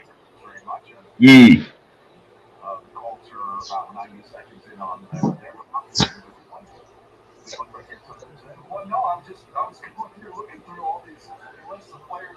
I'll tell you what I can do when I come up there tomorrow. wanted to, I can bring you your mask. And that's what this draft list like. We don't know what the decision is going to do. And it just certainly feels like tackle is screaming like. And Daniel has said it throughout tonight. Sometimes you don't have to get cute.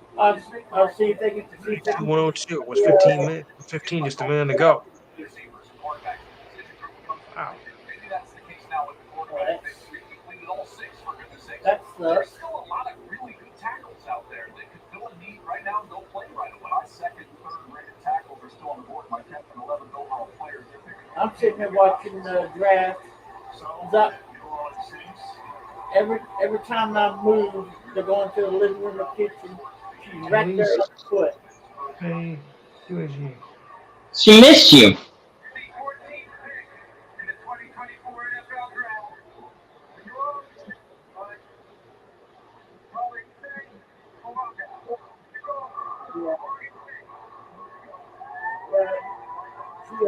She's up here laying beside me sleeping.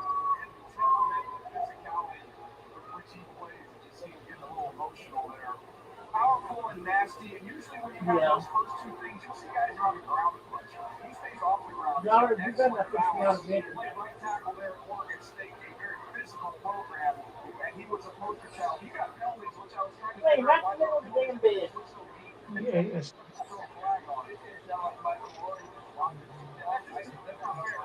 Watch him just basically get to the legs. I know she will get me tonight.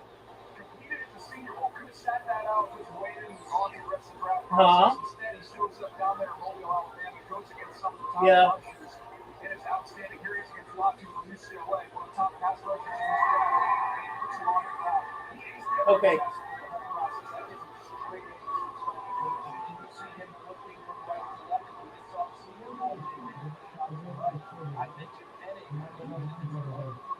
No, I don't.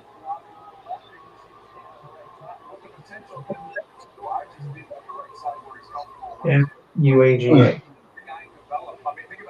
I'll be right back. Not yet. Hey, Adam and Lou, Shannon says hi. Thank you. Thank you, Shannon. Hello. Yeah. Where's this guy from again? Adam said hi. Oregon State. Oregon State. Okay.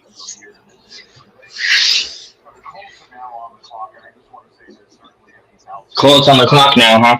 Yeah, that walk this morning from their room down there to the throw.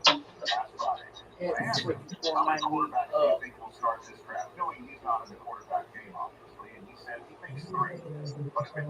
I'm thinking about later tonight.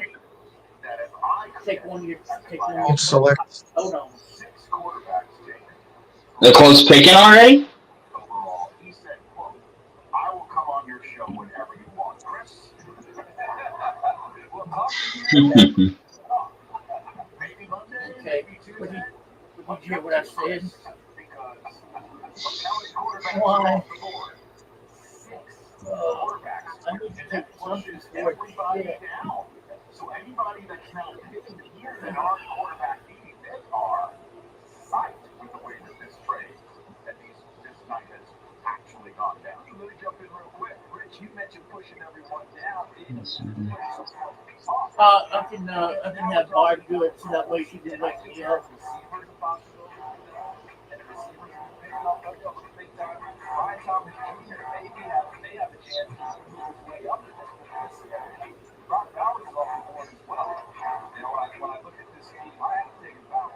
That's if I don't have my ringer turned off.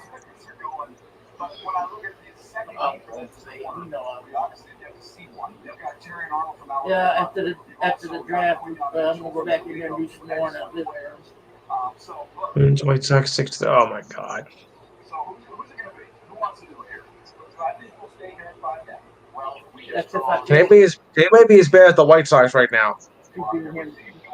Who's that?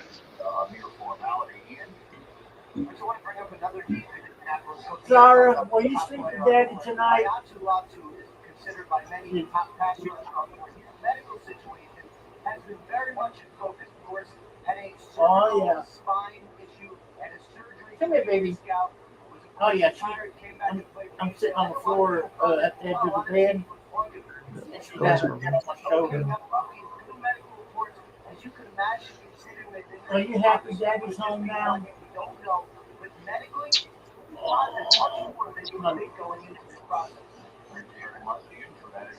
Yeah. I'll probably call you one more time before I hit the bed. Sure.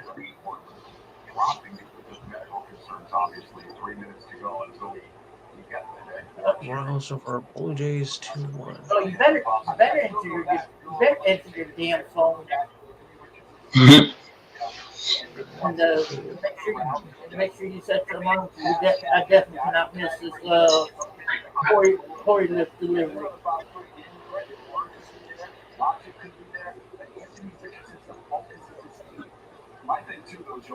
Yeah, what do you think about us getting a new bed? Oh, I have returned. Exactly. But yeah, when you're able to come back in the bedroom, No real shockers in the first round. Not at all. Cubs over. Not this year. Kind of feel like everybody stuck to the plan. You know, I think it's a headboard. everybody's staying in line. Frame with the mattress. Just riding to the next caution.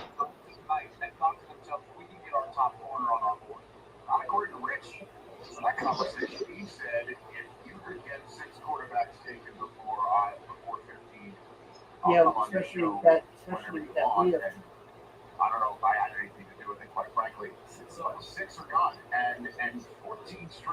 Okay, baby. I'm gonna get you some rest, and I'll try to call you before I go to bed. I'm surprised that no defensive players have come off the board yet. Kind of thought we'd see at least one or two. There were some teams in there that I thought needed some defensive help that I'm surprised they got quarterback. I mean, but I get it. I mean, I'm not saying I'm mad about it or anything, but I think that this was a quarterback heavy first round. I think that we'll see a lot of defensive players on day 2. I mean, I think a lot of defensive players get drafted next round, second round, third round. I think you get a lot of defensive players coming off the board. Heavy defensive line action at the end of the first round, beginning and middle of the second round. I think we'll see a lot of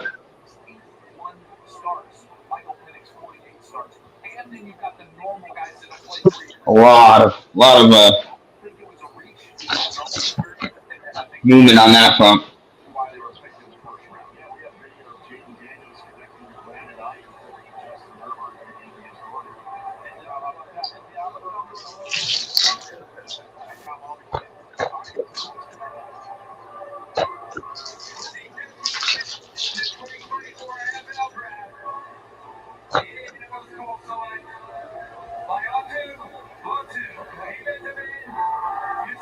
Oh, there he is.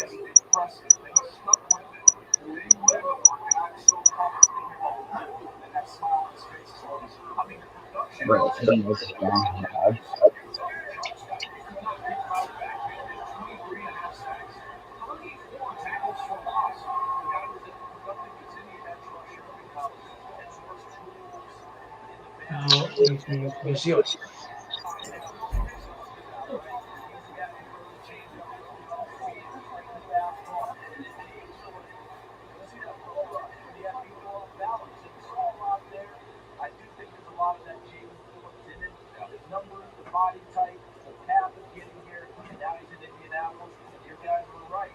He's going to chase it. Seahawks. Talk about the emotion while you guys were talking there. Yeah, I do. Lawsuit his name off the jersey for the first time. He stepped back and put his hand over his mouth like, oh gosh. Okay. Let's get the video. Talking about his person, what he's Here's going what to he's got. Yeah. He's got the most diverse plan of attack. Charles was saying. Trey Henderson, a real natural feel as a rusher. That was a comparison. You watch him get his skill and watch the hands. He is a hand technician. You give him your hands to tackle him, and he can bend at the top of his rush. You can look at him, run that loop at the combine. That is why you can replicate what you see there. Kick him inside, let him beat up on some of these yards, not a problem. Again, we went to the Senior Bowl. He completed throughout the entire process. He's winning inside the over set. He's going to win.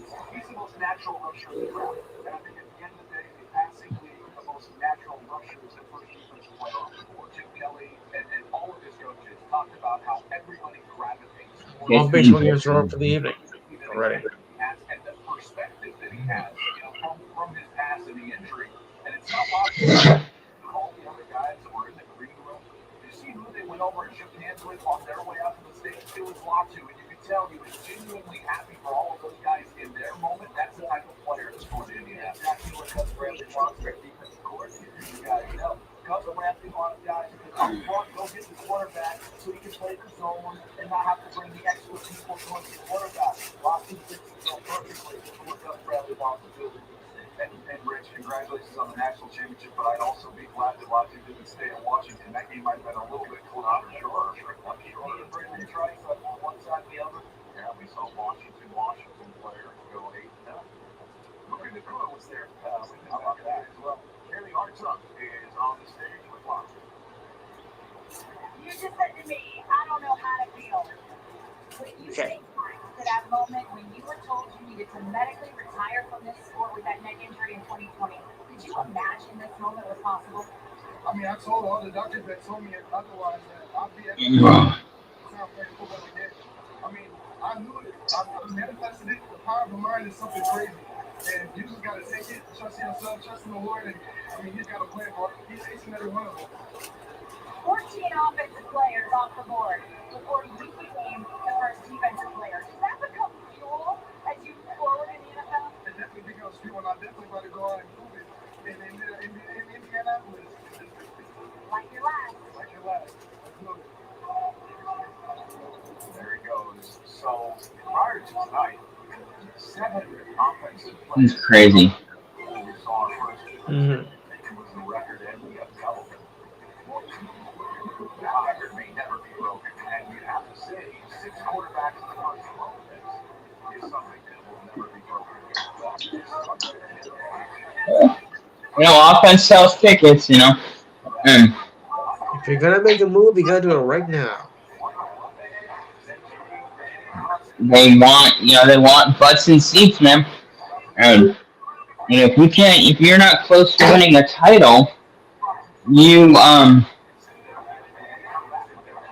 might as well draft a stud offensive player and make a move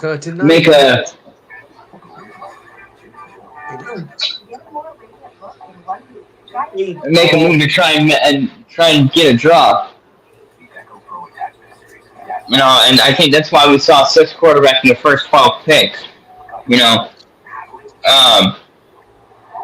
Where everything is trending offense, and defense is so hard to play in this era right now.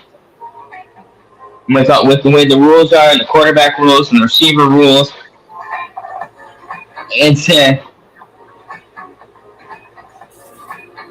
slanting, and the hitting rules and the new tackling rules, making it so that you have to be really on guard on how you make a tackle. I'm not shocked that we had 14 offensive players go in the first.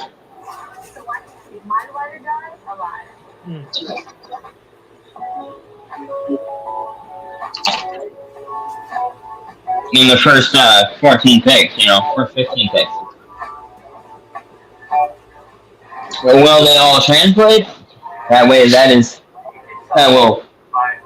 yet to be seen. But I think that a lot of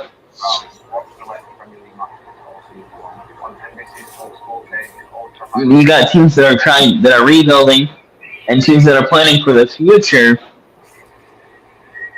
And when you're a team that's rebuilding, you have so many holes to fill Yeah. that you take the number one guy off your board. That's your first and foremost. Right.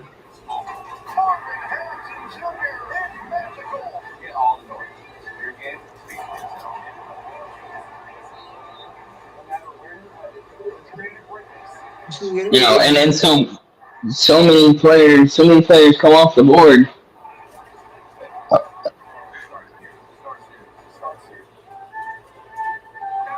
And there's so much that goes on the player getting drafted by the team outside of just the numbers. Everybody focuses on the numbers. Oh, welcome back, Bradley. Yes, I see them. We didn't burn the house down, Mom. Hockey team is down 3-0. Well, at least we didn't burn the house down. So. Bye.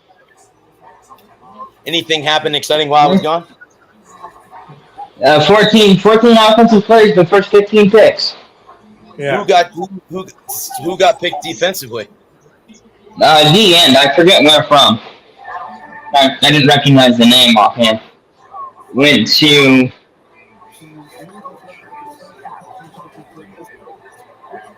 I forgot where it went. But as I was saying while you were out walking the dog, with the way defense is written, with the rules are written to favor offense right now, I'm not really shocked that we had 14 out of the first 15 picks be offense. For 14 consecutive offensive picks, the most in league history, more than doubling the 2021 draft with 7. There weren't any defensive players that jumped off the board like you had in the last couple of years.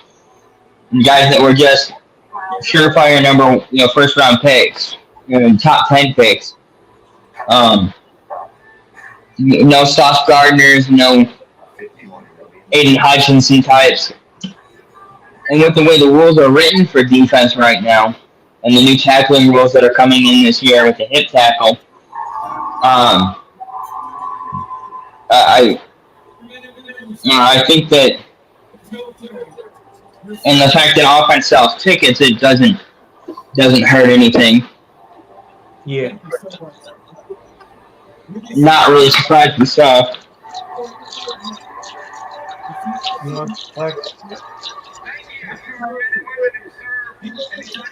Oh, there's another defensive tackle for Seattle. So Indianapolis and Seattle both went defense. Indy. Okay.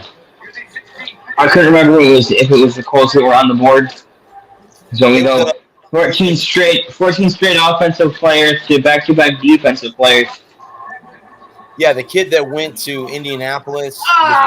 No! His career is over. Uh-oh. Oh, well, I don't think they killed him on the draft. Yeah. Jaguars. Okay. Seattle. Byron Murphy the second. Now that man, he is a beast, dude. Minnesota just moved up and took Jacksonville's pick. Okay. Interesting. And they're already so they must got somebody in mind. What if it's Blake Corum? One of us. Oh, I'm in. Come in, coach. I can play center field.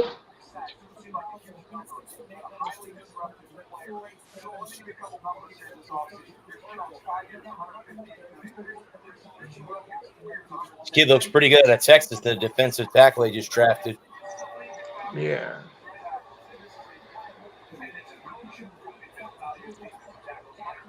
Oh, trade.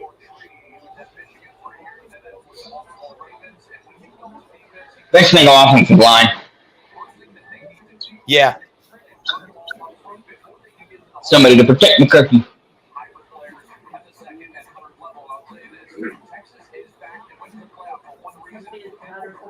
Yeah. I'm assuming that's his mother in the pink. They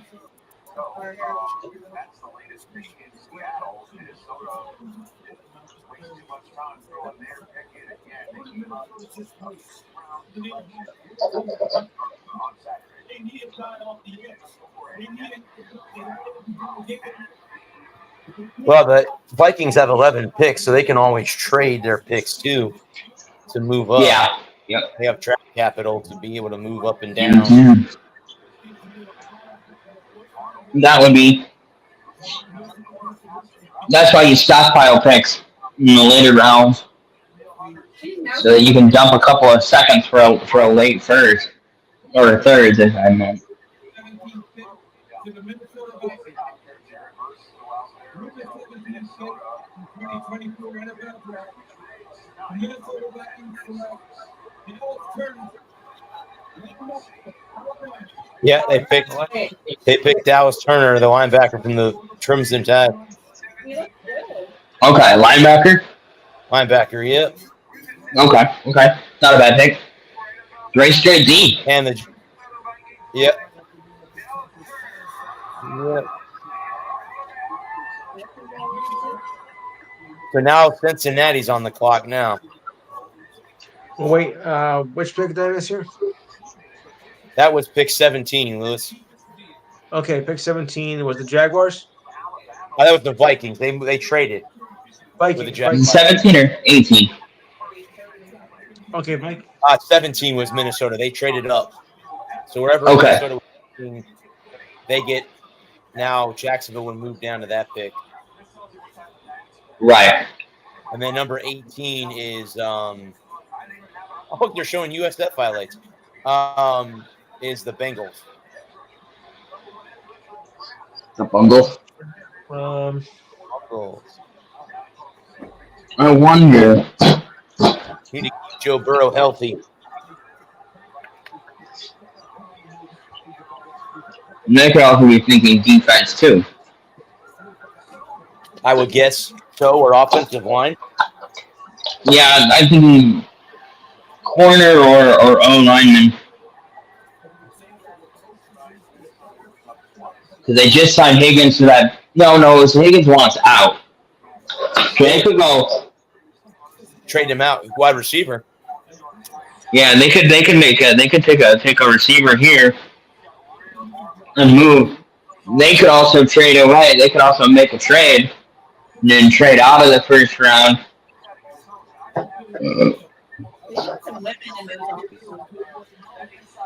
Draft room.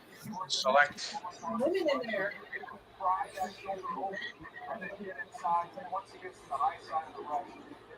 The Vikings traded up to get some what player when you got that.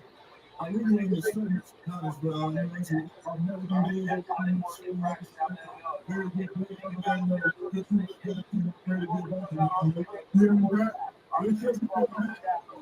Speaking. Percent for me, you have to be even better. Player because Minnesota getting I don't think it mattered to him. He just wants to go play football. I guess. Yeah.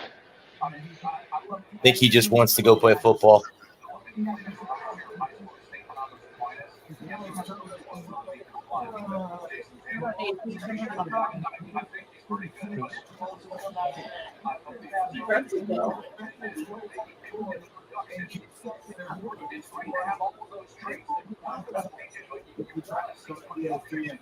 They're the oldest team in football every year. Pretty all right with that.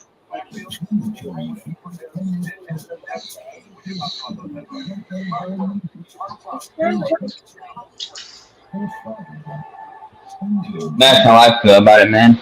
I just want to go play ball. I don't really care where I end up. I just want to go play ball. can't wait to see it. Next Friday. See it, and I'm gonna do it. Next Friday. I haven't been to the movie since Kong Godzilla. I went and saw Civil War the other week. It was dumb. Dumb. Boring. 2.5 hours of nothing. The last 15 minutes were really good, but the first 2 hours weren't worth it. It was so boring. I was so bored. How's I Kirsten can't wait doing? for it. She's fine. She's good, but the story was boring. I don't want to spoil it, but I was bored. I was bored out of my mind. Till the last 15, 20 minutes when it actually got interesting. So the first 2 hours of the movie were really boring and dull, and nothing really happened.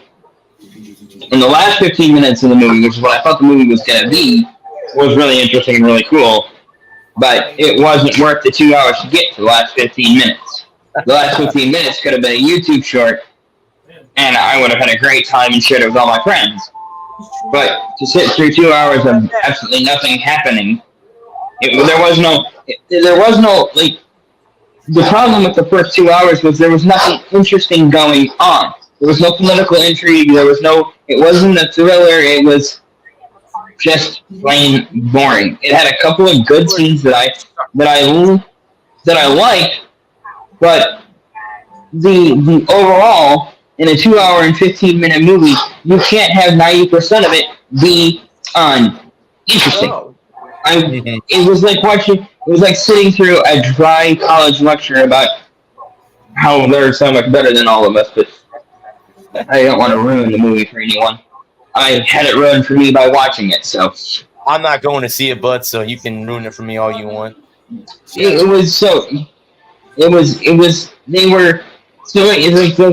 whole premise of the movie, right, is that it's the Second American Civil War, right? And so I thought it was going to be an action thriller, right? And it was them driving to the action. They were journalists driving to the action, and it sucked. There was no intensity. Say two scenes. There were two scenes that were actually really interesting. I wanted more of that. If they had followed those two groups around, as opposed to the four journalists bumbling through the countryside, that would have been well. I thought, okay, cool. So the movie opens on Nick Offerman playing the president. Ron Swanson from Parks and Rec. And I thought, oh, this is going to be really cool. He's really funny. And so, this is going to be really interesting, watching him be president. He was in two scenes in the movie, the first scene and the last scene, and it was really stupid. Yeah. And they didn't do any world building. I don't know why the country fell apart. They made vague references to a couple of things that happened, and it wasn't interesting. My God, was it boring. The one thing a movie can't be, it was all that and more. I should have saved my $30 and gone and seen something else. They were fighting. Well, no, baby. It's okay. It's all right. Calm down. Calm down. You're okay. Me and mommy are not going to anything happen to you. Calm down. Hey, calm down. Get back down.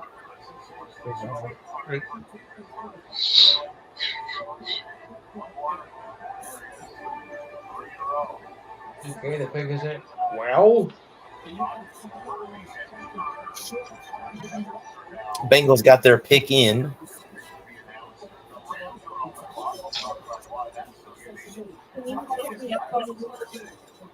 Yeah, I can. Okay. Calm down. Hey, get back down. Go, girl. Yes, there you go. Go, girl. Lay down. Lay down. No. Lay down. Hey. Lay down. Calm down. Calm down. 8 more picks. Okay.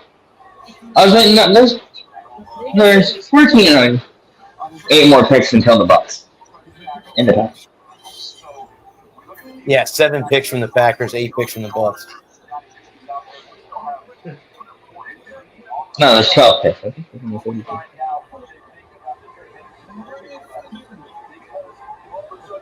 That offensive tackle. Back to the offense, huh? Back to the offense. Here, Figures. Now the Rams are on the clock.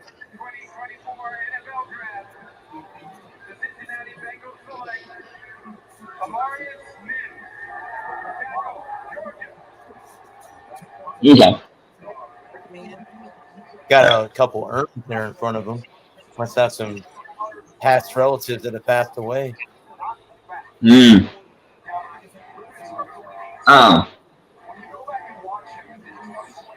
This is going to be Georgia's rebuilding year.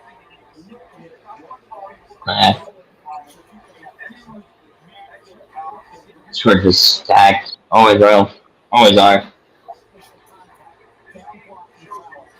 Pretty It's smart. going to be see who in the SEC is the top dog, because it's been Georgia and Alabama.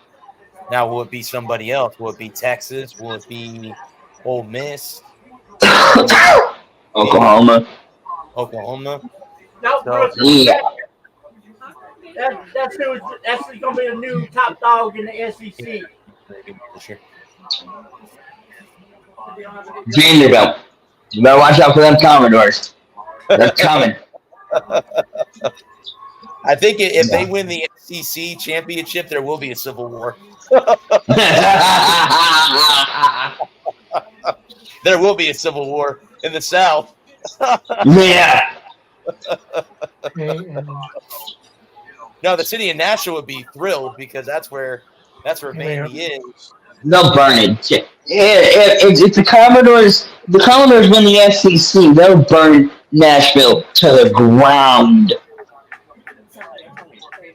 That will be insane. Well, if you remember in the beginning of Blindside, the top paid quarterback, the next top paid person is your offensive line, so he'll get paid. The Bengals will be rolling the dough out, especially to protect Joe Burrow, who got hurt last year. Again, they want to make sure he can stay upright. Yeah. No, I think the SEC is going to be.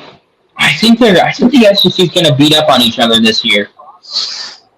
I think it's going to be a down year for them. I really do. I think it's year the Big Ten shines again. Yeah. Maybe the Big 12, even though I know that Oklahoma and Texas are out of that conference. Maybe the ACC. I don't. Can somebody tell me? Did FSU sue the ACC? They were talking about it. I don't know if it ever went anywhere. But they thought they won out of that TV deal, which is what's keeping them in the ACC. Georgia. Mm-hmm. But I see the SEC and the Big Ten beating up on each other this year because with no divisions and everything, and so many good teams coming. You got SC and Oregon and Washington coming to the Big Ten. You got Texas and OU going to the SEC, and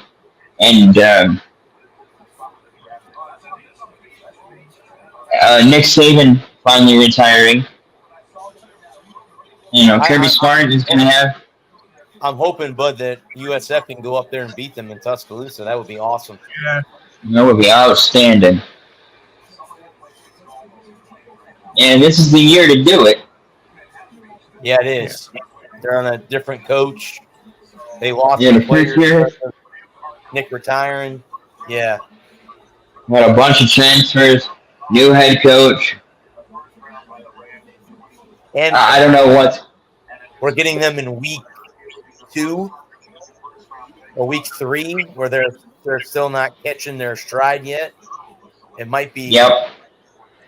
It's doable. Yeah, it's doable. I'm hoping to be there in person. And FSU is trying to make noise in the AFC. Well, if they leave the ACC, they're either going to one or two conferences. They're either going to the Big Ten or they're going to the SEC. No, I didn't. I said lead, not leave. Lead. Oh, okay. No, I think they would be crazy to leave the AAC right now. You know, stay in it, build your program back, and then think about moving out. Oh, USF? Yeah. If you're not absorbed by the, because I could see the AAC getting absorbed into the ACC. Really, too many A's. Too many A's and C's there. Yeah, I could see that. If FSU and Clemson leave, then yeah, I could see USF and somebody else moving to that, like Memphis, somebody moving to the ACC. All right, the Rams got their pick in. And the winner is?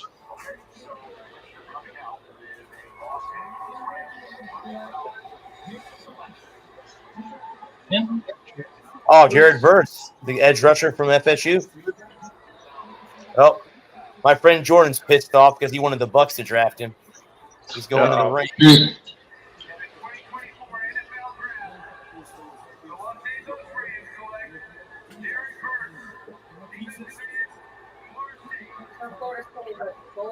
Yep, that's the Knowles. That would be Florida State. Yep. Okay. Now Pittsburgh is on the clock. Where do the Steelers go? Pittsburgh. Defense, maybe? To help That's block. what I was thinking. Defense, that's for sure. Edge rusher to help water like a defensive tackle, kind of interior. You can go tackle, you can go linebacker, you can go corner. Really, sky's wide open, man. It's Well, they really, I think they got two quarterbacks. I don't know. You have two quarterbacks with no quarterbacks. Who do they have? Who are their wide receivers? You know, handful of car parts. I'm not sure. They could go receiver. Now go safe and go all lineman. Could be. Yeah, because you have a older quarterback in Russell Wilson and an up-and-coming quarterback who's been hit so many times in Justin Fields. So it would be great to have someone protect so he doesn't have to run all over the place. Yep. If you're thinking about the future and you're thinking about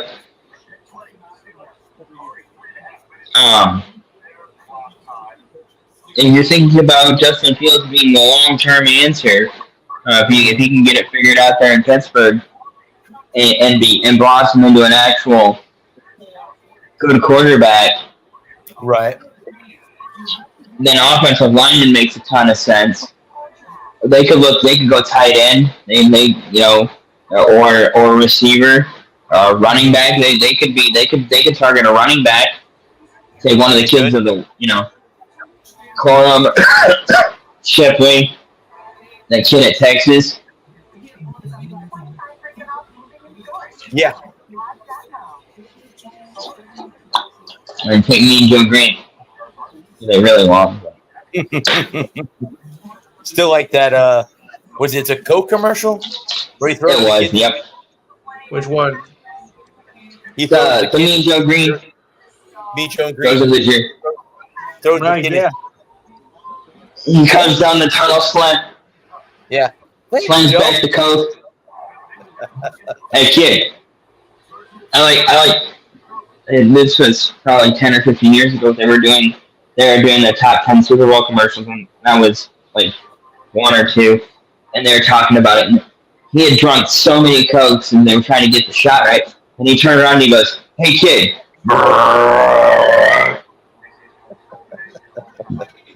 And God, take it from the top, and he comes down and he goes, "Here, Mean Joe," and he takes it and he drinks it. And, like a kid, tosses it, and they finally got it, and they got the shot the way they wanted it, and all in one take, of course.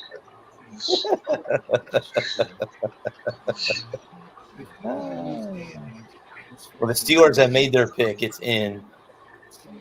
But they're on commercial, so it won't be. Right. Yeah. Back from commercial. But we're on pick 20. So we are 4 picks away from the Packers, 5 picks away from the Bucks. Okay.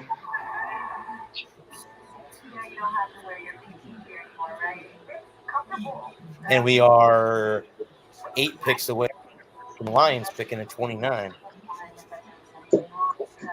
So I'm gonna go bonkers. Yeah, I was gonna say that's the home unless they trade out of that pick, but yeah, they. I hope not. I really hope they don't.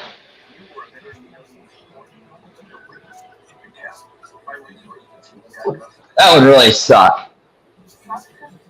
They're hoping that the Bucks don't do that either. 26.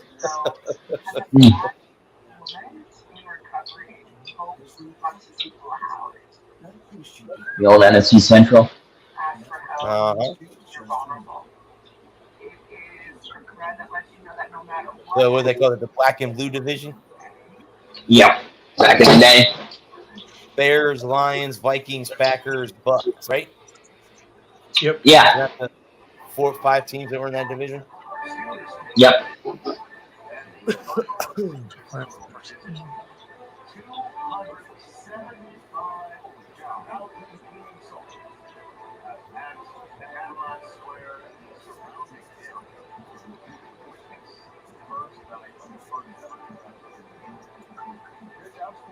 Yeah, because I don't think there's been any major surprises so far this year. Like, oh my God, they took No. Yeah. Oh my God, they took that guy. 275,000 fans. Whoa! Is that how many is in attendance tonight? He's asking about Jordan Travis. I don't know about Jordan Travis because he got hurt. Yeah. I don't know if he declared or not. I don't know if he declared or he came back for one more. I think he declared for the draft. It's just that. But he's hurt. As I say, he's hurt. So I'm not sure who will take a chance on him. You take a flyer on him in the 4th round. Yeah, because I would think if he was going to go, he would go like in the 2nd or 3rd round as a backup to somebody that he can get his knees healthy again before he. Like the Jets, maybe. Yes, the Jets might take a run on him with somebody that has an established quarterback. I was thinking somebody that has a veteran quarterback that's looking, that's long in the tooth and they need a replacement. And somebody that's trying to get set up in the future. Like I was thinking, the Rams might pick a flyer on him if he's still out there in the 3rd or 4th or 5th round. Then with Matthew Stafford, his health and his longevity, he's always one more big hit away from being done.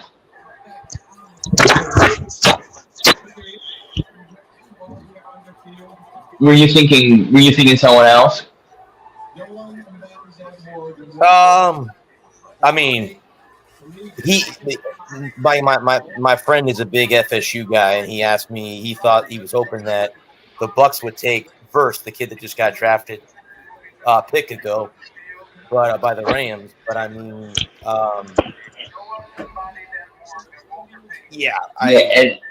but as far as we'll see. Anybody else? Travis. He could end up in, if Pittsburgh's another landing spot that he may end up in. Tampa Bay, he could, again, if he's available in the 4th or 5th round, Tampa Bay, Detroit, the Rams, the Jets, they're all in the mix. Guys with aging veterans or aging veterans or bridge quarterbacks. Like in Pittsburgh, you got 2 guys, you have no guys. Pittsburgh, they're the guy that's announcing the pick won the Walter Payton Man of the Year award last year. Cool. Good for him. Denver's always an option. Then you can end up in Denver. Troy Fontu, he's a guard, offensive guard from Washington. So you're right. They picked offensive line. Yeah. Who was that? Troy Fontana, if I'm even FAUTN, is his last name. He's an offensive guard for the Washington Huskies. Where did he end up? Pittsburgh. Pittsburgh. Okay. I forgot who was on the clock. I thought Pittsburgh had already made their pick. The next team up, guys, is Miami. Okay, the Dolphins. The Fins. The Fish. Then it's the Eagles and the Jaguars. Jaguars fed at 23rd. Oh, okay.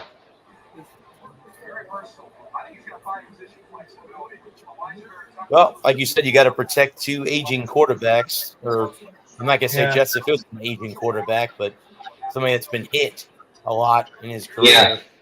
You want to an old guy and a guy that's the offensive line that's going to protect both of them. An old guy and a guy that can't get it going. So. Well, it's surprising that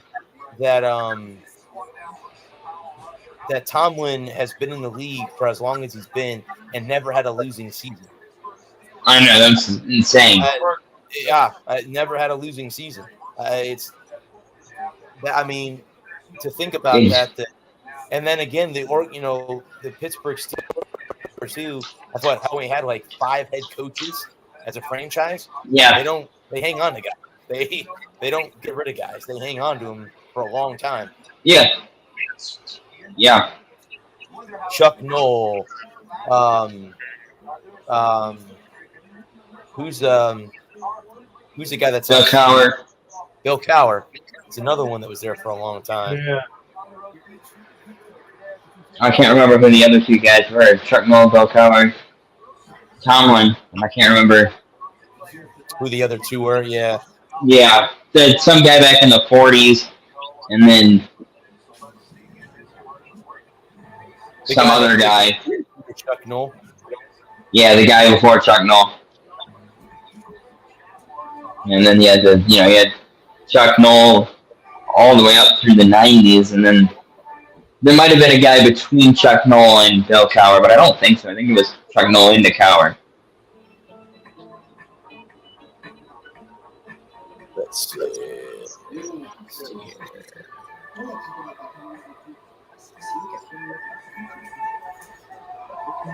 Miami's, I think I could see them going tight end. I could see them going defense. I think they'll go. I think they'll wait until a middle round to take a receiver to give somebody else to help out.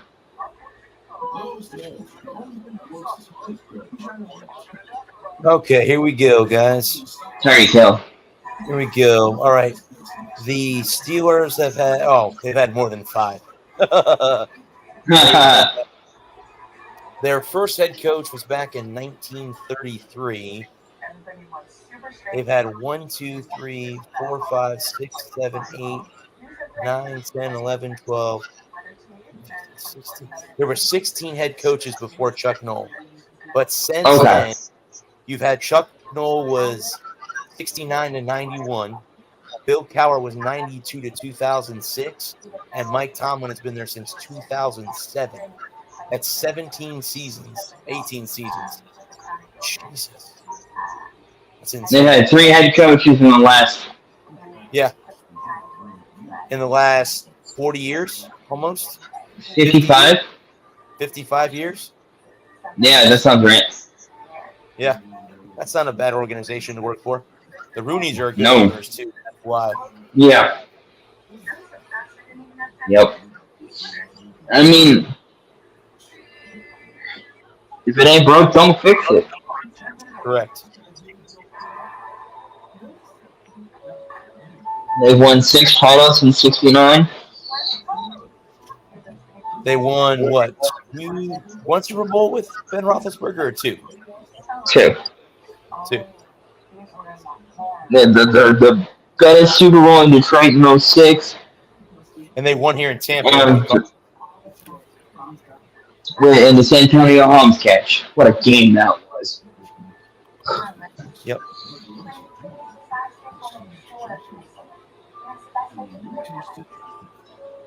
Well, the Dolphins and pick. So once we get back from commercial, we'll know who that. I think the Dolphins got defense. Probably. They had one. Well, they had one of the strongest defenses last year. But yeah, And they add. or offensive. They could be another offensive line team. Protect Tua, so he doesn't get under. He doesn't pick up his 6th concussion in 7 games. Mm-hmm.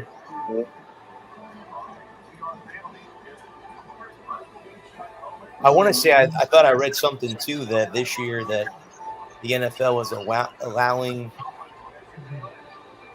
two-tone colored back, so you might see the old Boston Patriot jersey, the red and white. Some of the old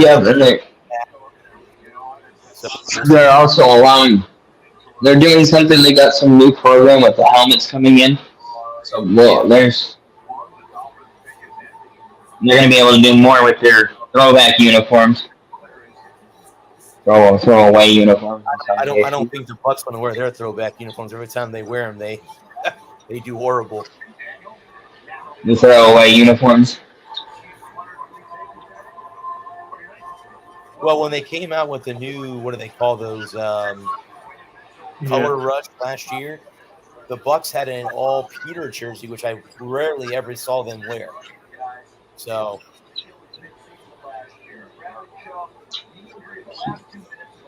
yeah, they could go with that. They could go with that cornerback out of Iowa too. The Dolphins. Yeah.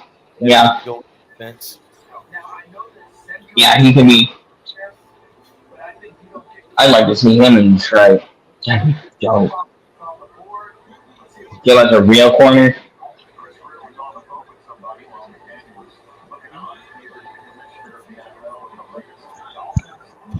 Chop Robinson. Okay.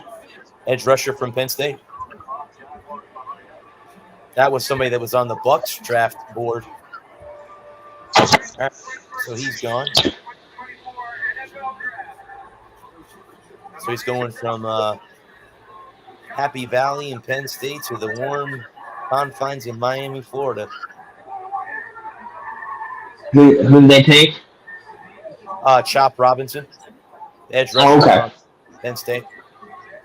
I kind of thought they might go defense. Well, they right before Bud that you said that they were showing how many guys they lost on defense from this past year. They lost like 8 or 9 guys defensively. So yeah, that was a smart move to go D. And Chop I think the hand second or third highest edge rusher in the draft. So he's pretty good. Yep. Can't argue with that. Good pick. Because Verse was the kid from Florida State was high up there, and I forget the other kid that went to Indianapolis was like the highest rusher. Now we got a kind of good mix of defense and offense. After 14 straight offensive players, you kind of have a mixed bag of players here in the middle of the first round. Now the Eagles are on the clock. Eagles. Offensive lineman. They're not going anywhere else. Got to replace Jason Kelsey. Yeah. Yep. Should I say WWE superstar Jason Kelsey? He was at WrestleMania. Yeah. That was a fun spot, man. Yeah. He was at WrestleMania. Wearing Eagles luchador masks. That was so cool. How about Shit. Kelsey versus Gronkowski Oh, that'd be fun. future match? That'd be fun. I like Kelsey versus Paul. I think that'd be Yeah. fun.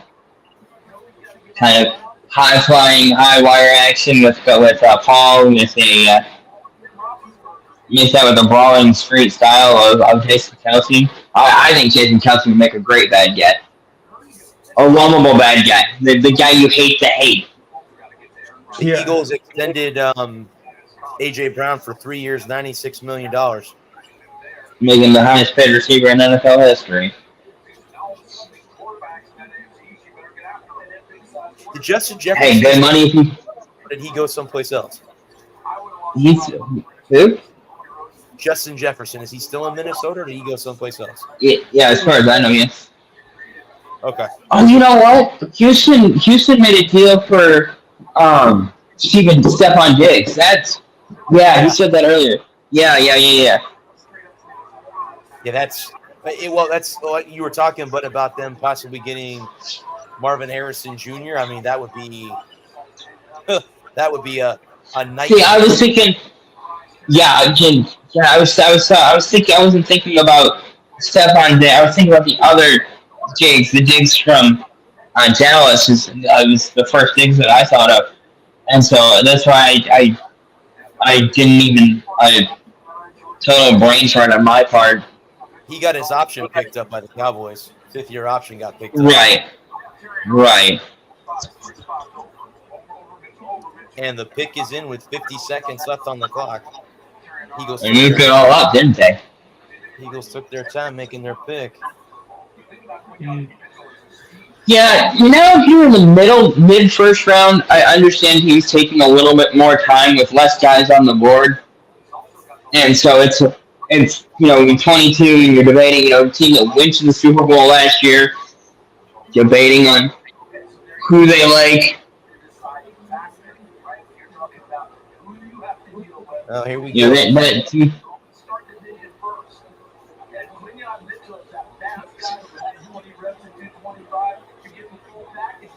This time, Saquon Barkley. Yeah, I think offensive lineman. Or that corner out of Iowa. That he could come off the board right here. Who's their head coach in Philadelphia? I forget the guy's name. I can see his stupid face. He's on the phone right now. They're showing him on TV with him calling the player to make the. Good kid.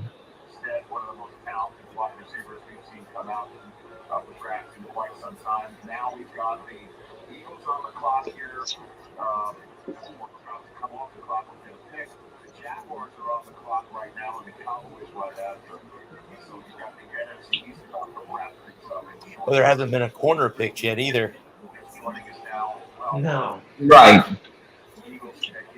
One linebacker, handful of linemen, ton of offense.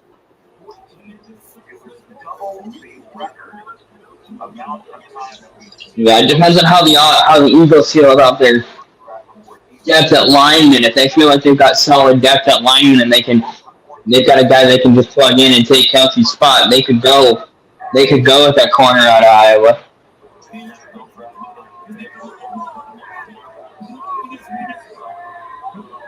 It's funny watching Booger McFarland and the guy that I think needs to be a GM. I can't think of his name now. They all have like tablets and computers, and you see Mel Kiper. He's got notebooks that are stacked like this thick. The old school. Oh yeah. School notebooks. New school versus old school. Uh-huh. All right. It's all cool in school. Dell's making his way to the podium to announce the Eagles pick.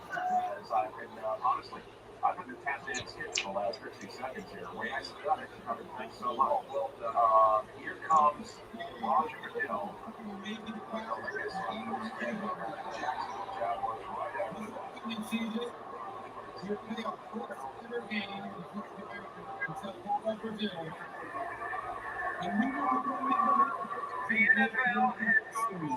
Oh, they're playing a game in Brazil this year?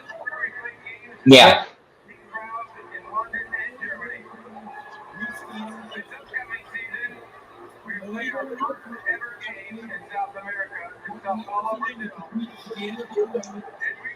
Eagles Packers.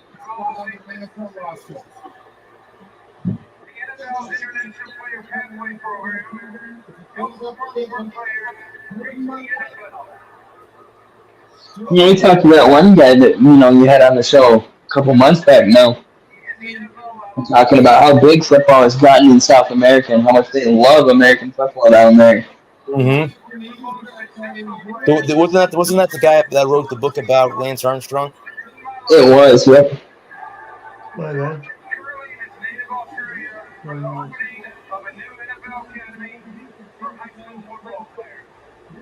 Well, he's in Australia.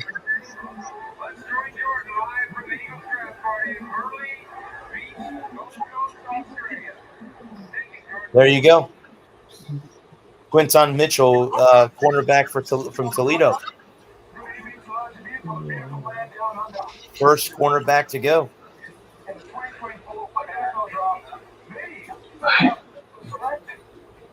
Right on. Well, Jacksonville's on the board. Jacksonville's on the clock now. Then they need a quarterback. And it's the Cowboys, Packers, Bucks.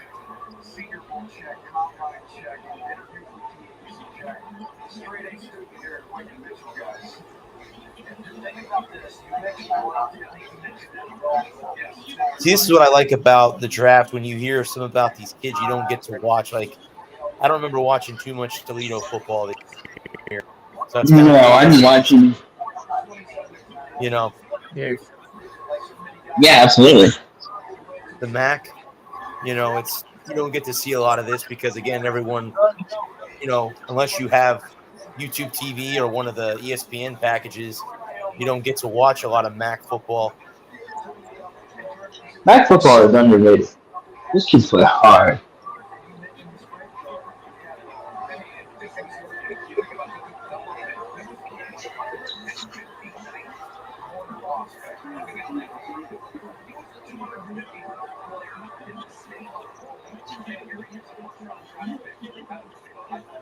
Well, I will say this. He's going to a team that has one of the hardest fan bases to play for. Yeah. Yeah. But playing corner, yeah. But he's not playing quarterback or receiver in Philly, so. No. True. Right. Oh, Philly, New York, they're hard places to play. If you play quarterback.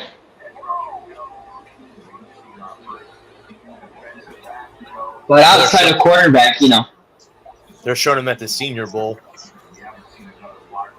or the East-West Shrine playing, game. Yeah. Playing the quarterback or playing the cornerback, playing as a cornerback in Philly, it doesn't bring the same kind of pressure that playing a.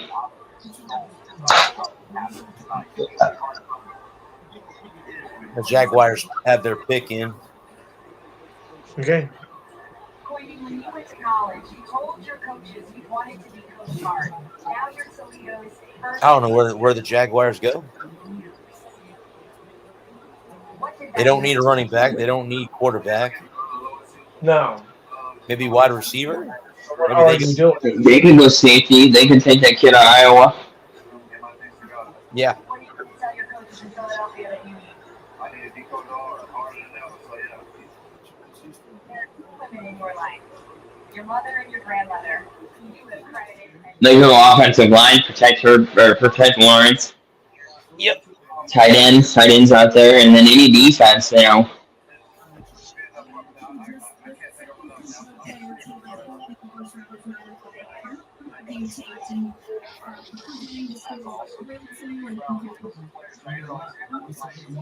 That's better.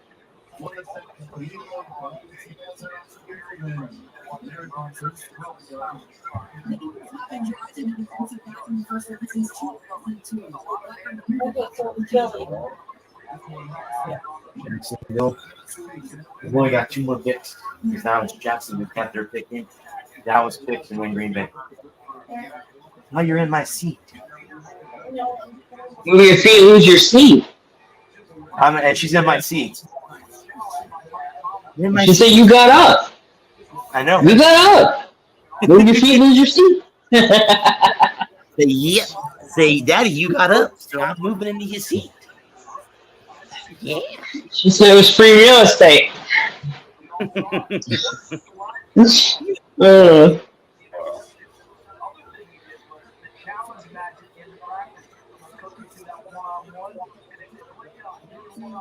Day one. Training. Yeah.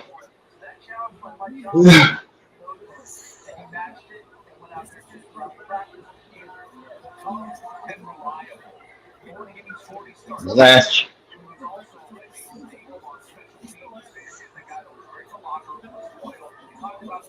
Well, this is the last NFL hoorah until OTAs in July. Mm-hmm.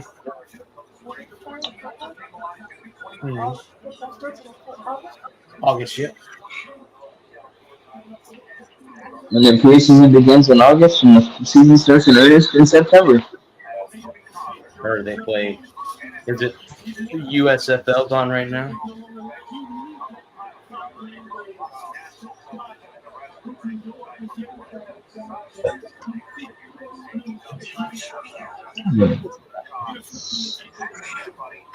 Jacksonville.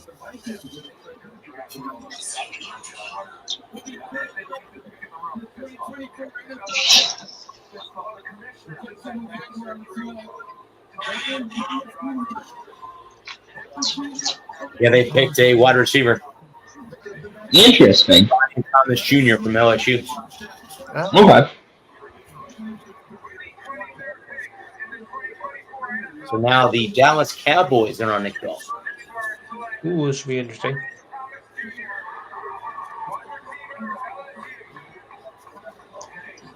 They really need a quarterback. Jaguars? Oh, yeah. I think they go running back here. They might, yeah. I think this is the first running back off the board.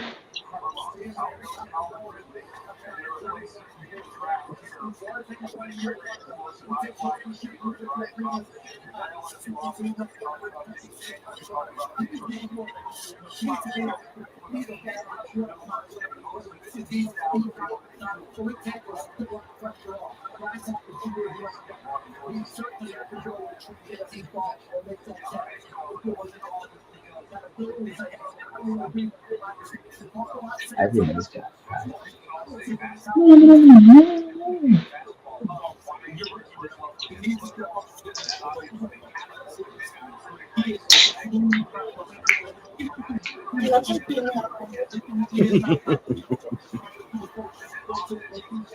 Jacksonville Jaguars, the Ball County. They're about 4 hours from you.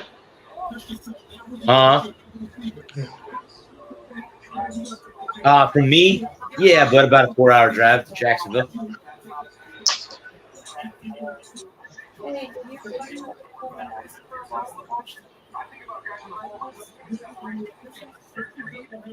I can ask him. Hey, buddy, did you get a chance to watch the Lionheart thing about the kid that died in IndyCar? Can't think of the driver's name. The guy that died in Las Vegas. Oh, Dan Mullen. No, I forgot all about that. My best friend just asked me what was your opinion on it because she knows you're a motorsports fan. Yeah, send it to me. I'll take a look at it, and I'll get back to you on that next week. Yeah. All right. Dan, I remember. Yep. I want to say, but I want to say it's on cable. It might be on. It's called Lionheart. Okay. Yeah. I'll look it up. Yeah, I'll look it up. No, I forgot all about it. Yeah. Look, there's Jerry Jones sitting in Yeah. no GM, just him. Yeah, Yeah. Party's left. I mean, it's perks of being the owner. Save money that way, right? Yeah. It's cost cutting measures. Well, I think since he's been owner, I don't think they've ever had a GM. I think he's Nope. always had a position. I don't think so. I mean, 30 years ago, he was a genius. Hire your GM as your overall operations guy, so he runs coaches and picks and all that kind of stuff. I mean, when he first got there, They don't have an owner in Green Bay. The town owns that team. Nope. The public owns the team.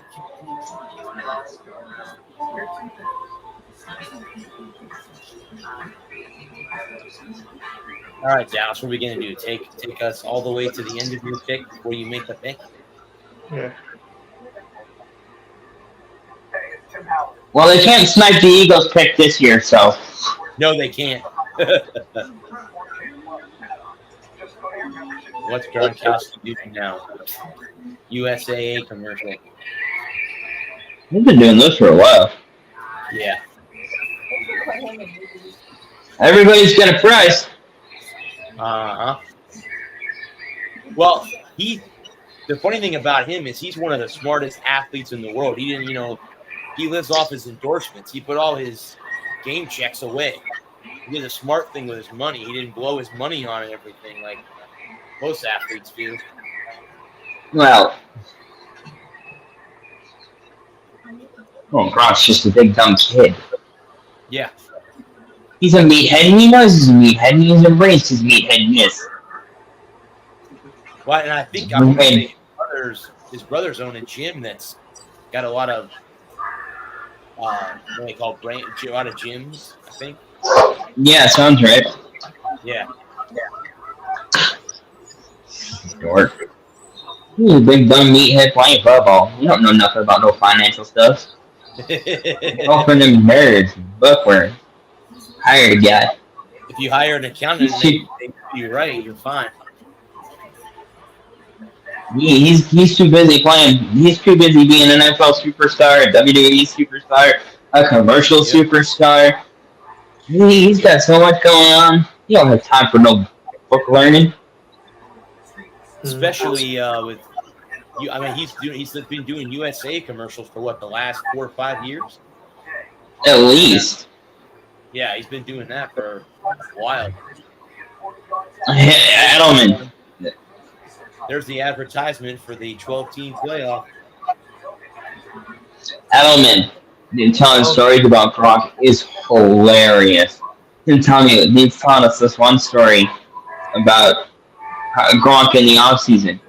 He'd go and he'd party all night. He'd wander into the facility about 3 or 4 in the morning, climber up on the trainer's table, and fall asleep.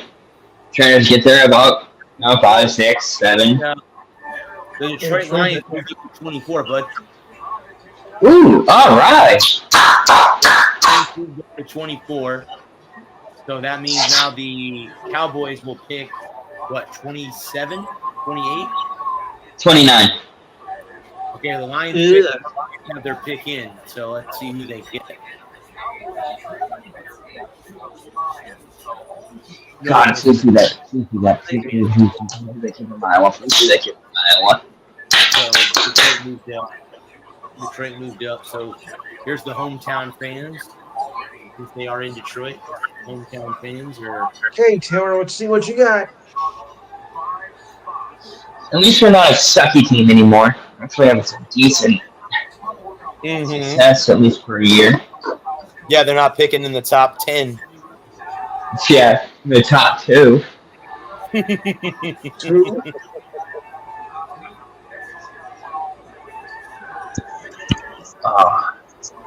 There's over 275,000 people at the draft. All right. That is a new record, NFL record for most attendance at the NFL draft. It's nice that it's in April, so it can be anywhere. Yeah.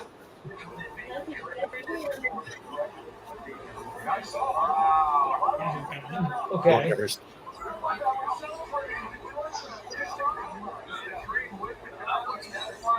Oh, what are you doing so? Oh.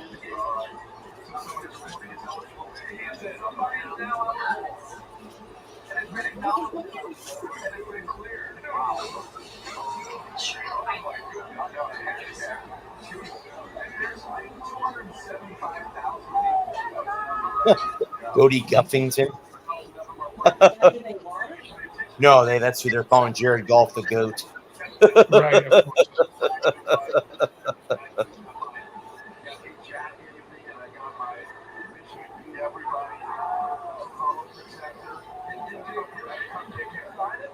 Again.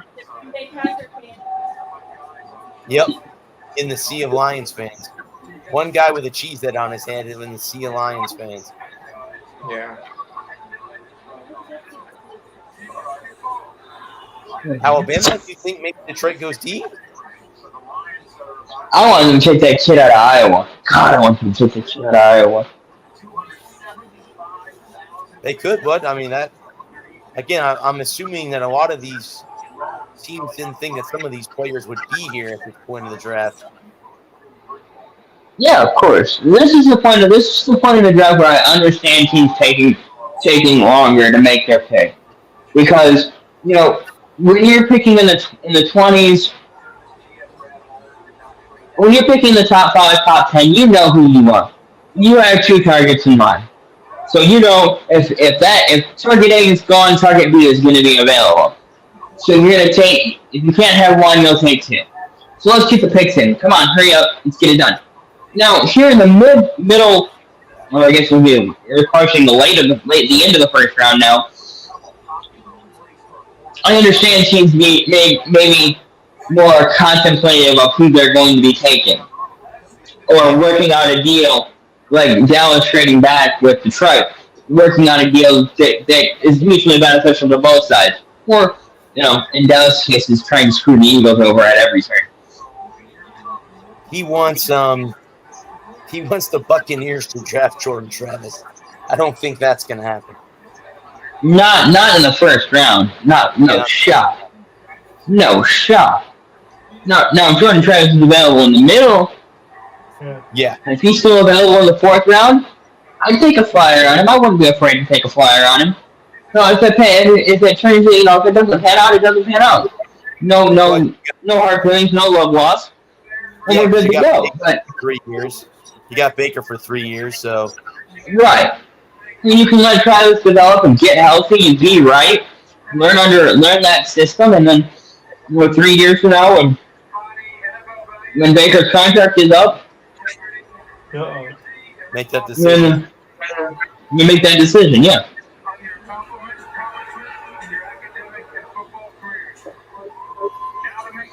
And the Lions take.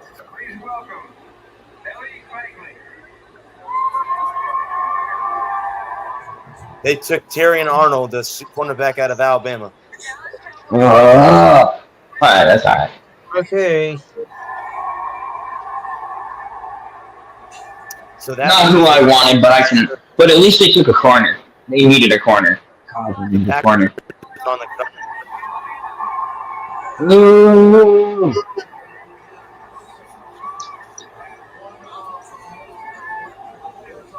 Funny. I grew up rooting for Brett Favre, so I really don't hate the Packers the way other Lions fans do.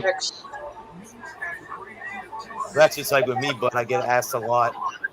I'm a Gators fan, and I don't hate Georgia. And people say, "Why do you?" I just don't hate Georgia. Don't hate Georgia.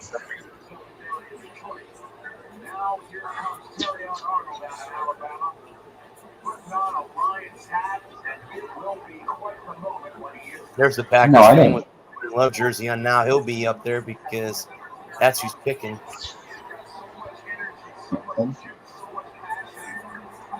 I should have. No, I don't know.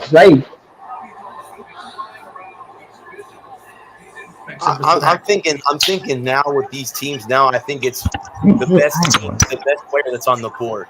So if whoever they have as their best player, that's who they take. But again, I mean, they needed a cornerback. They got one. So we'll see who the Packers may go running back. Next.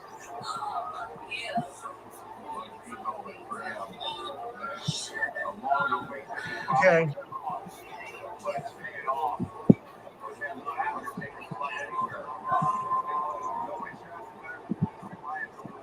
I didn't know that. So the kid that the Lions just picked came to Alabama as a safety and then became a corner.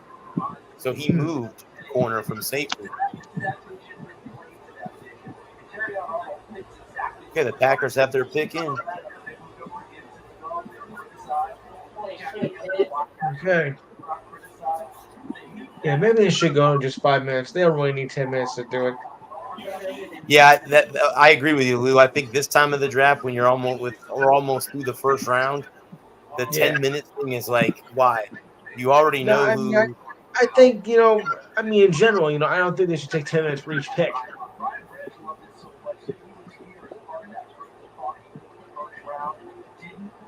If you can get under 5 minutes, you can cut the draft in half, time-wise. There's 7 rounds, right, in the NFL draft?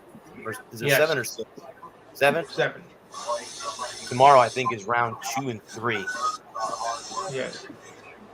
Well, it could be worse with the baseball draft. They have, 75 rounds? Yeah, the baseball draft goes forever. Yeah. They go right forever. Next season. They're still going as we speak. Yeah. And it'll be still going on when this is over.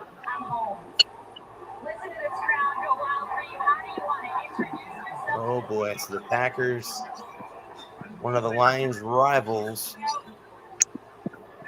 Yeah.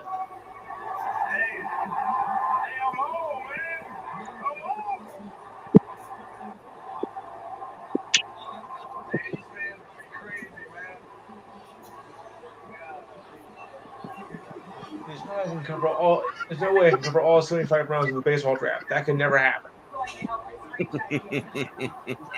Well, the difference between baseball is you get drafted, unless you're a surefire right away to the majors, you're going to be going to the minors, and you're going to work your way back up the ladder. Yeah. But there's no way to cover everything on my show with that. No. Yeah. Like I said, Lou, you guys do a hell of a job on that baseball show on Sunday, man. I went back and watched it. You guys do a hell of a job, man. You and Ralph and John, and is it always the same 5 guys? No. Well, yeah, mostly is, but sometimes we can get a lot of guests in. So, it's the 4 or 5 of us, and guests do pop in. The other guy, the younger one, he's a newcomer. Lucas, yeah. He's fairly new. And I was fairly new 7 years ago.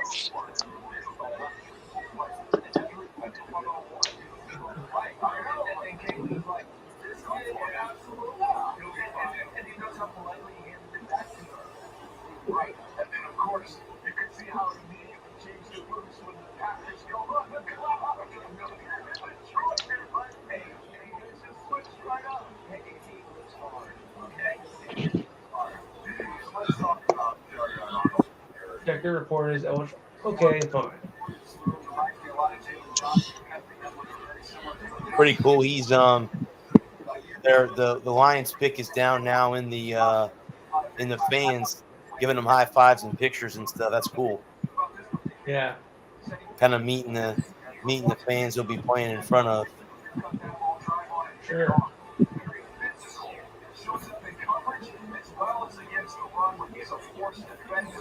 Some of these guys picking singers are fantastic. Not very awful. He wants to get in the action every single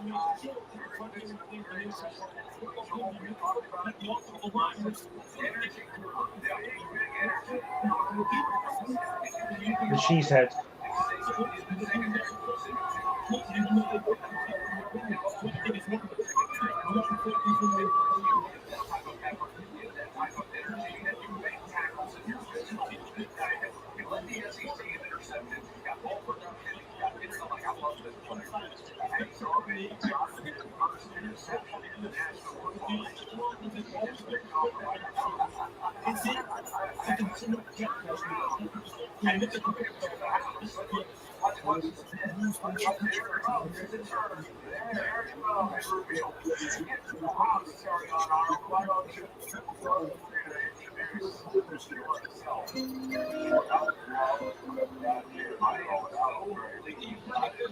In the 2024 Sounds like the Packers pick is in. Okay. Oh, Green Bay's hosting the 2025 draft. Morgan, Oh, they picked Jordan Morgan, offensive tackle out of Arizona. Interesting.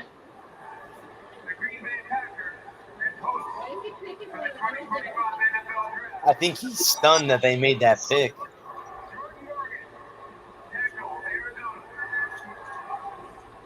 Jordan Morgan, the offensive tackle out of Arizona. Oh yeah. So that means the Buccaneers are on the clock now. Oh, that was quick. Jesus, Jason Light didn't take very long, did he? Good. You must be getting tired. Yeah. Get it done and go to bed.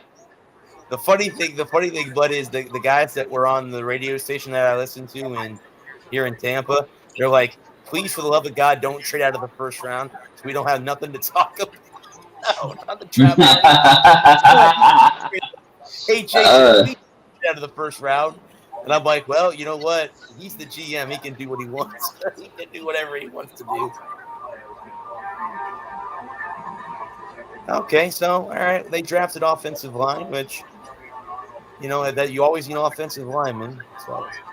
Yeah, it's a safe pick, especially if you get to deal with, is it Worfs? Is Tristan Wirfs this year?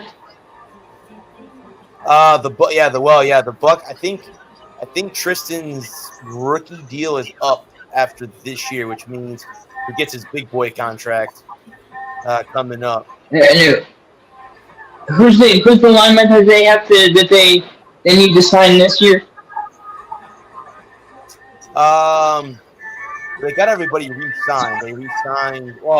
They got to re-sign Antoine Winfield Jr., who he's due for his big boy contract too. Oh, they're going to commercial. Because that's what we need is a big commercial break at 10 after 11. They need to recharge for real. Shut up. He's talking about the Lightning. I think. Gotcha. I think the series is over on Saturday. An epic 3-0 comeback. It'll start Saturday night. Gotta keep the faith. Gotta keep the faith, brother. I don't know about that. I think sometimes I would love to say that with my heart, but my brain's telling me a whole different story.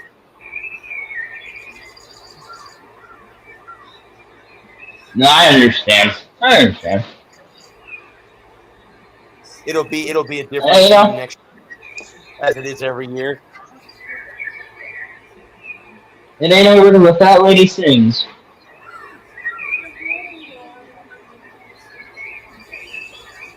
They'll bring back Stamkos, and they're just going to have to. They have a lot of young kids. I mean, that's it. They have a lot of young guys. They got a lot. Yeah, Vasilevsky signed for a long term. Has it already been 7 years? Yeah, I guess it has. He signed that deal back in 2017, didn't he? Yeah, they got Braden Point. Victor Hedman signed long term. So they got a lot of their core guys signed long term deals, but it's a lot of young guys now because they can't afford to carry everybody. Yeah, I wouldn't mind seeing Stamkos in the red and white for a year or two. I'm sure that he will. I mean, Evie Heisman knows him pretty well. Yeah, you got him to sign that long-term deal in Tampa before you.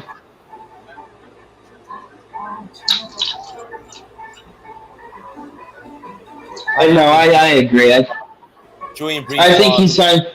how. I don't think he wants to retire as a Lightning player. I think they make it happen. I think you see 91 and 77 in the Raptors when they're all said and done. I think he signs I think he signs a 2 or 3 year deal in Tampa. Finish out his career. Yeah, him and Victor both, I think, finished their careers with the Lightning. Yeah, 100% agree. And then you'll have 4, 26, 77, and 91 retired. Cavalier Yep. and St. Louis are already retired, and it'll be 91 and 77, which is Hedman and Stammer. And the other ones I don't know. I don't know if Kucherov will finish his career in Tampa, if Braden Point will finish his career, and Vasilevsky, I'm not sure. Yeah. All depend on the cap, how it goes up. Yeah. Agreed.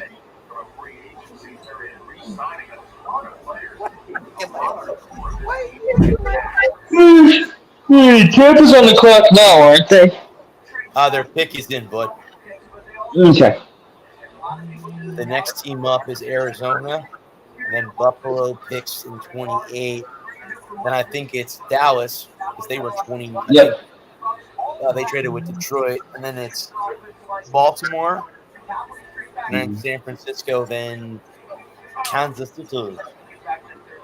Unless one of those teams trades out of the first round because they don't need anybody.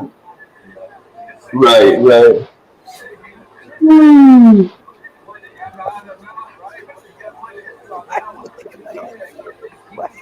at my arm.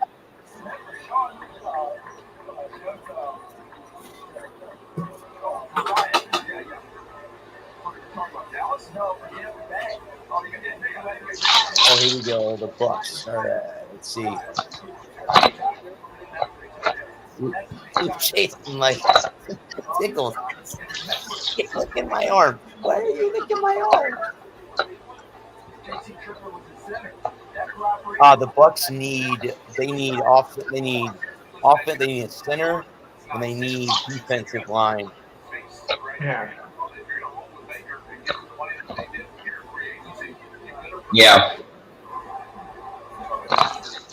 They took Graham Barton, the center from Duke. Yep. See, they went offensive line. That's why it didn't take them very long to make their pick.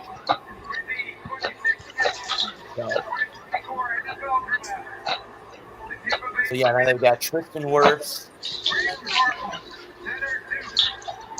Okay, that's actually very smart pick. Arizona's got a pick too. They're going quick.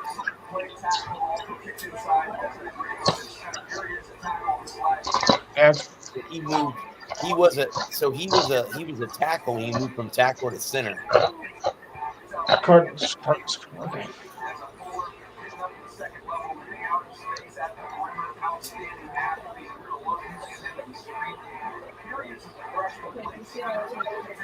Mm-hmm. Yep, just picked. Yeah, they picked number 3.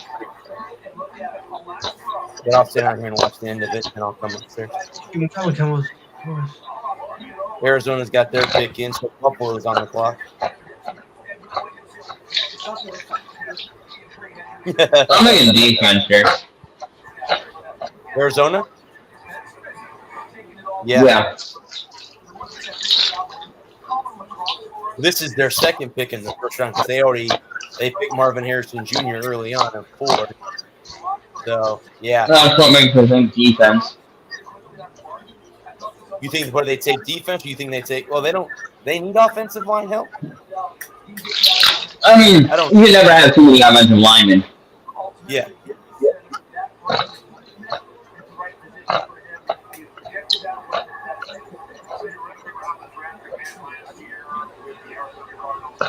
Oh, they picked defense, but Darius Robinson, the edge rusher from Missouri.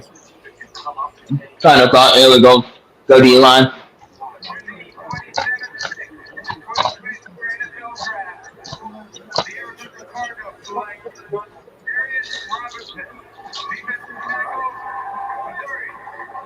Missouri, a team that gives the Florida Gators so much trouble since they've come into the SEC. My friend goes, retarded pick for the Bucks. Why is that a retarded pick for the Bucks? They needed a center. You needed a center to replace Ryan Jensen. Right. Pick. That was a great pickup for them. Yeah, I think so too. I mean, you can't go. You can't have too many offensive linemen. Period. Nope.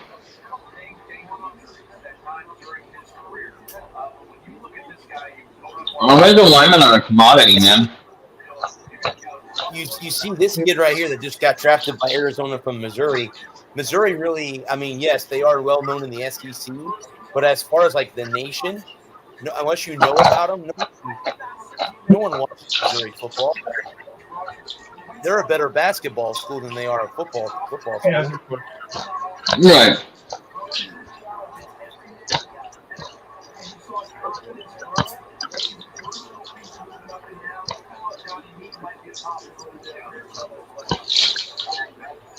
All right, so you got what? 4 or 5 picks left. Something like that. Yep. 6 picks left.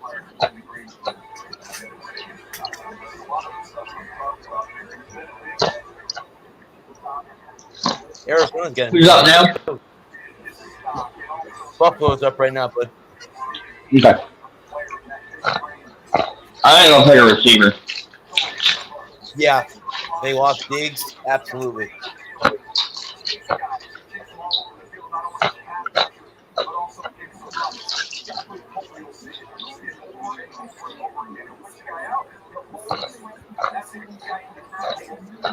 I'm just gonna go to the go. Okay. You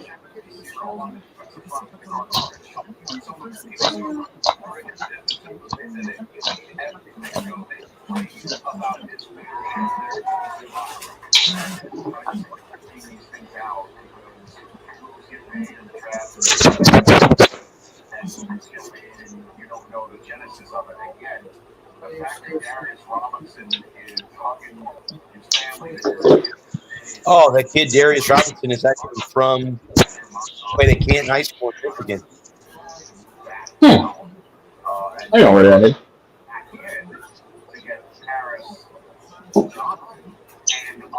Oh, there's been a trade.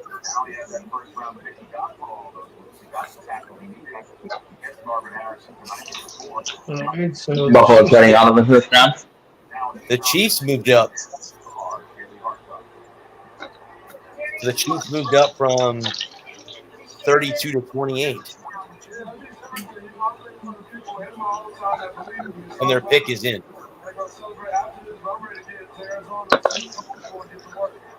Arizona started off the first round with May, Marvin Harrison, and they're capping it off with you. Wait, did the Cardinals get their pick? I'm sorry, bud? Did the Cardinals get their pick? Yes. Who was it? Arizona.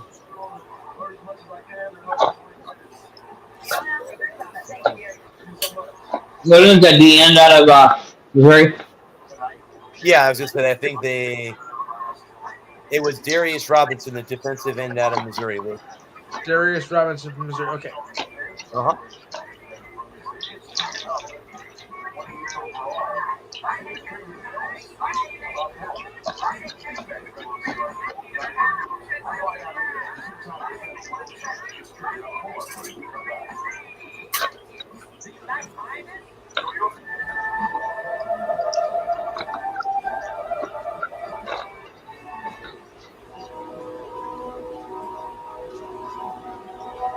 Zora.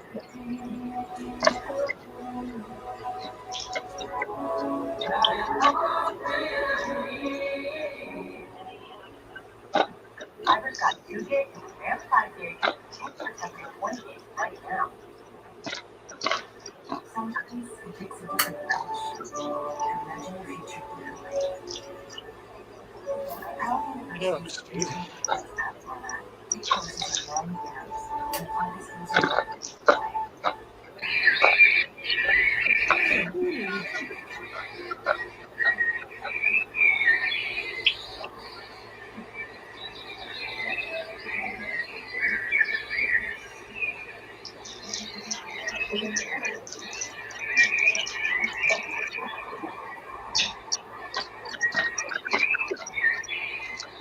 Read an article about them building more Buc-ee's gas stations in Florida. Mm. There's one in Daytona Beach.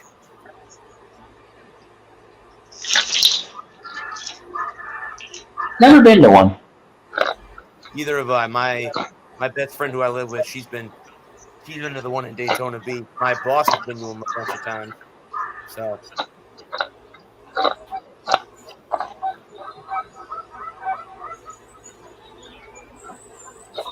But do the I wonder if the Chargers are going to play the Ravens this year with the They should. They might. Harbaugh brothers. I'm not sure. Because that happened in the Super Bowl with the It Ravens did. and 49ers. Yep.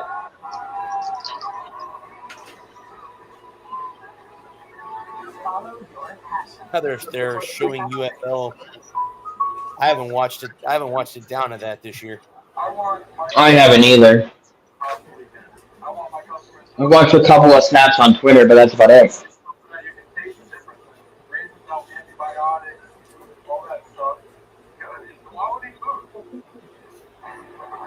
Oh, they signed Hollywood Brown, huh? The Chiefs.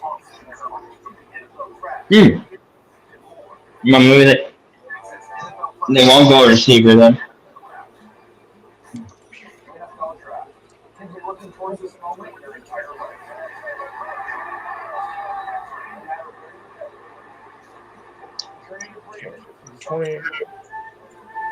Bench. Yeah.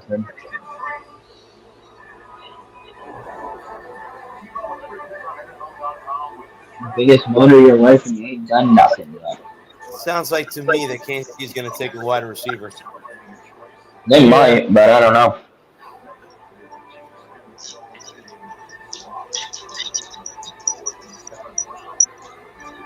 I mean, what do the rich need? That's true. He just made a good point. How do you let a team, the Buffalo Bills, how do you let the team that's your arch nemesis move up and take your pick? Yeah. The thorn in your side. Yeah, I don't know. Yeah.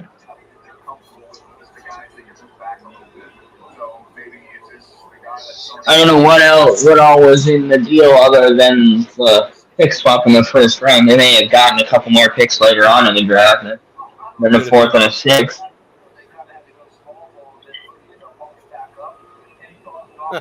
And the question, Quarterback, who do we have? We got to go to Kyle Trask. You asked me that before. you know, the talent disparity between 28, 31, and 97, you know, is how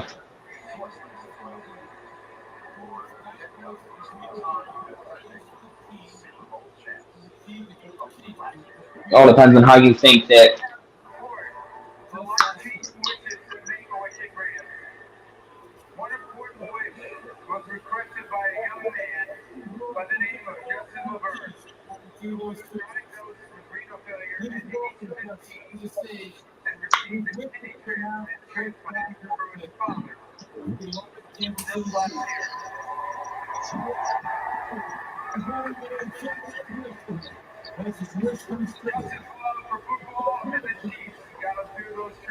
Pretty cool. He got a kidney transplant.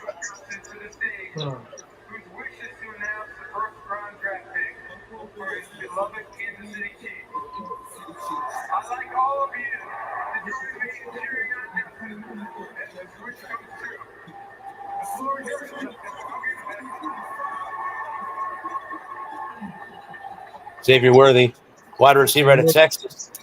I guess he's worthy now. Jesus Christ. The last thing we needed to have happen The rich get richer. Indeed they do, and the poor get dumber. Back-to-back Super Bowl champions and are a three-peat. I believe Buffalo. You fucked up. Yeah, I think you did. Yeah. I think you did. It is 11:31 on the East Coast, and Buffalo has officially fucked up. Mhm.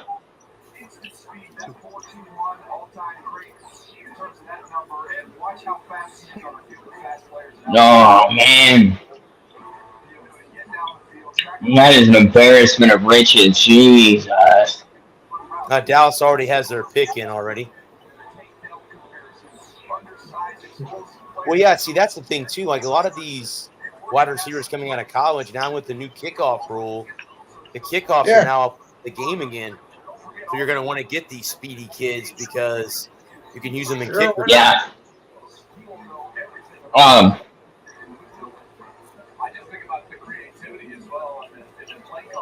Dallas would like to select 2014 Marshawn Lynch. Yeah. Well, think about that. They made a good point. This kid out of Texas, you just lost Stephon Diggs, and now you let Kansas City trade up, get the pick, and probably take your guy to replace Diggs. So that was even worse for the Buffalo Bills. Yep.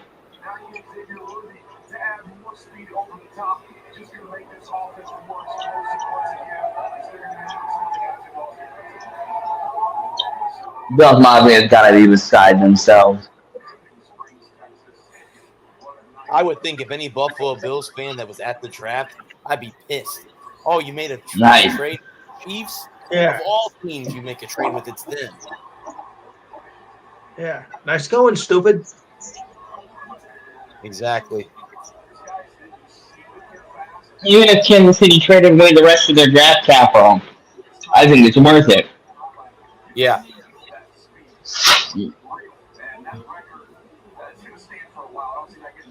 God damn. That sucks. The last thing anybody needed was Kansas City getting Xavier Worthy. Yeah. Like I said, the rich just get richer. Indeed they do. Ugh.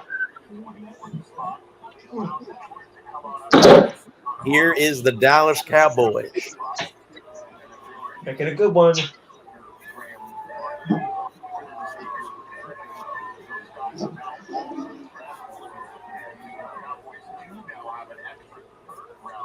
And Kansas City may have had intel that that's who Dallas won. Or Baltimore. That may be what it was, is that Baltimore wanted Worthy, and Kansas City didn't want him to have him.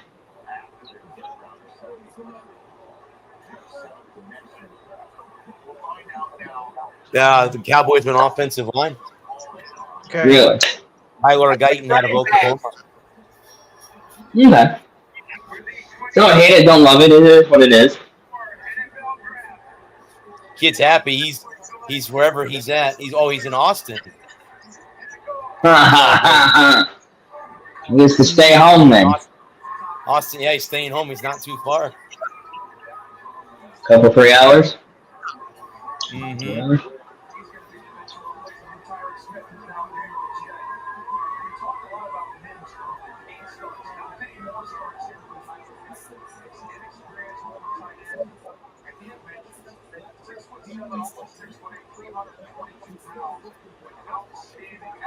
Okay.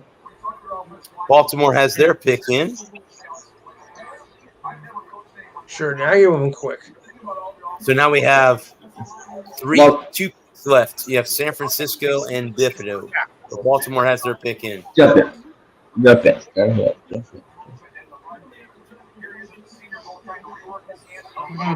does Baltimore go, though? Oh my God, we got us another bum. Thank you, Gary Jones. Success last year. Another country heard from.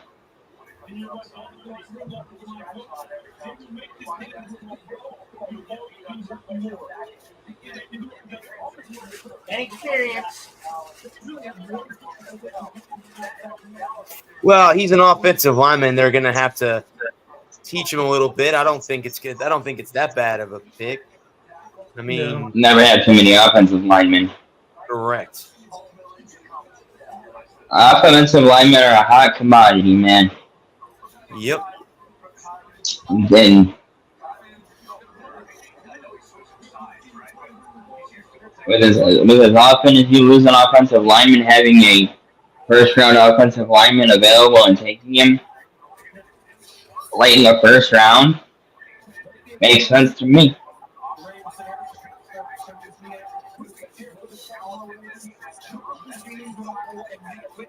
The production value versus money spent.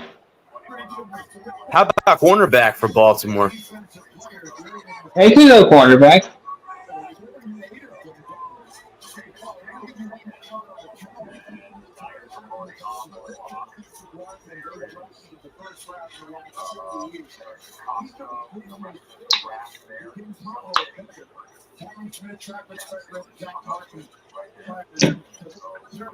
Can't wait to have Jeff on in a couple weeks to see where his draft board was at. See where if he had all 6 quarterbacks going first 12 picks.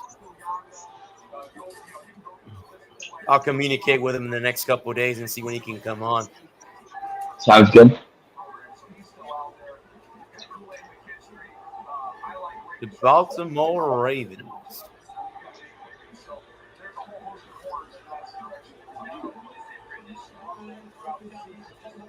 No, what they need to do is figure out how to get Lamar Jackson not to throw into triple coverage.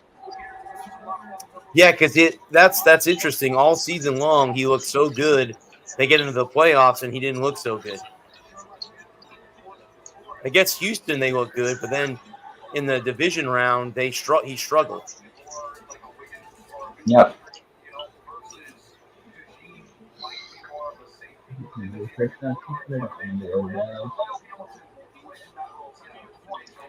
Well, see, how do you figure that? So my buddies, like I said, I told him that Jordan Travis is a year away, right? He says, I just think he's better than half of the already picked quarterbacks. I don't think I would rank him above any of the 6 that got picked, even if he was healthy. No. I don't think I'd put him in the top 6. Where would he? Who is he? Could he have been healthy? Maybe.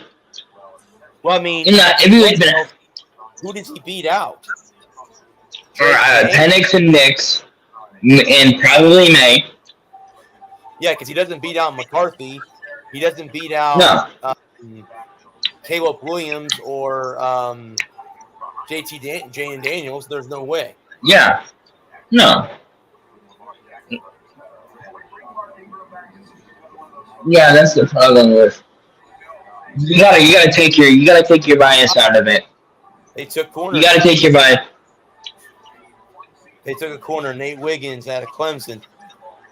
Okay. He's getting position more. All right. So you gotta take. And this is why the average person can't be an NFL GM. You gotta take your ego and your emotions out of it, and just pick with your head. Yep.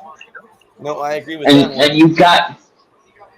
You can love a kid. You can love a kid to death. You can be your best friend. You can be all in on a kid. You think Jordan Travis is the best thing since sliced bread. But you have to pick with your head. You can't let your emotions. You can't let your loyalty to your pick with your heart. You got to pick with your head. That's the issue with it. As a that's why the average.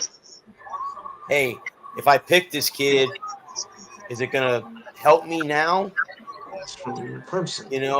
I can't risk a pick in the first round, and he gets hurt again, and then it's a bust. Yeah. You've also got to weigh out. It's not just.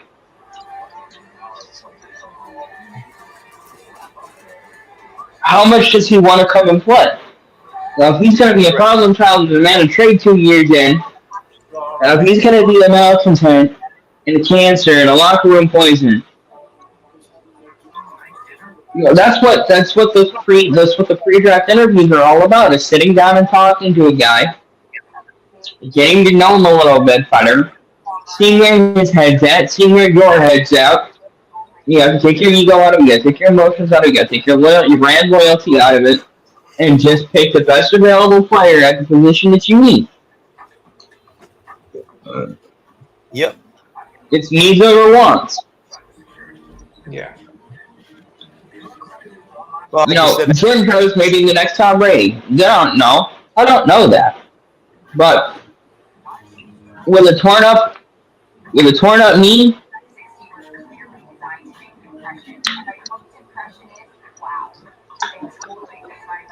yeah, I mean it's hard to tell. Like you said, I mean, you draft him, it's going to take a year for that injury to heal. So automatically, he's going to have to sit behind somebody that has another country here from. But like you said, he could go to someplace like LA with the Rams and let he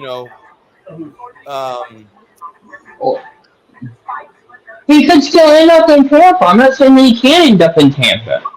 But he's not a surefire first-round pick at this point. Had he not gotten hurt? Absolutely, but yeah.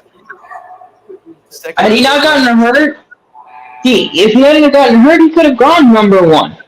But he got hurt, and he got hurt bad. And now that's an albatross he's going to have to hang. It's going to hang on his neck until he shakes it. Correct. And your buddy is loyal to FSU, and I get that. I'm not saying that he can't love his team, but it's about winning football games and winning championships. And what makes the most sense in the first round is a safe, solid offensive lineman, not a flyer on a random quarterback who has now had a major injury that's going to take a full year to rehab, when you already have a solid veteran starting quarterback that's in position to win now. Mm-hmm. Yep. Absolutely. Want in one hand, shit in the other, and see which one fills up faster. Uh-huh. And I get brand loyalty. I get being a diehard, being a slappy. I get it. But if your guy isn't a first-round pick, he isn't a first-round pick. And does it suck? Is it disappointing? Sure, I'm not saying that you can't be disappointed. But yeah, we're sitting here on our couches watching this. We don't have our livelihoods riding on it. We're not one bad pick away from being fired. Right. Fired. Executed at Main Street at noon. Yeah, that's 100% true. We get to sit back and just say, "Yeah, we don't like that guy." Oh yeah, we like. Yeah, we get to sit here and chat shit about it. Yeah. Because we're fans, and of course we pay our money. We get to say what we want. I'm not saying that he doesn't have every right to want his guy, but you gotta understand it from the perspective of an NFL GM. The hard thing about it is that you can want a guy with all your heart.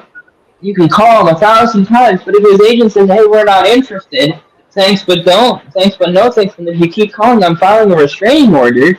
Well, you're not getting that guy. And it could be something as stupid as he doesn't like your color scheme, or he got a bad taco at a taco place when he was driving through there, and he doesn't want to go back there. No, it doesn't really matter why he doesn't want to play for you. He doesn't want to play for you, and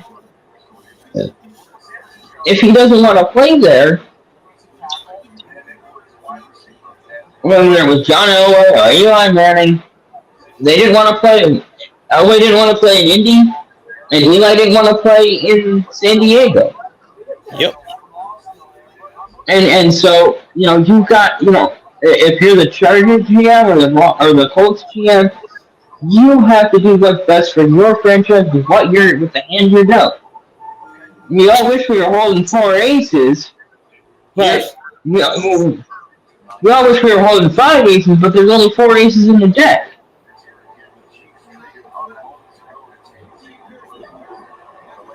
Florida. Wow. Ricky Pearsall, the wide receiver from Florida, goes to San Francisco. Oh, yeah. Interesting. Very interesting. Now, Buffalo's on the clock, and we're all done? And then that's it. Buffalo's on the clock. All right. Sounds good. Here's his response. I said the Bucks could take him in the later rounds.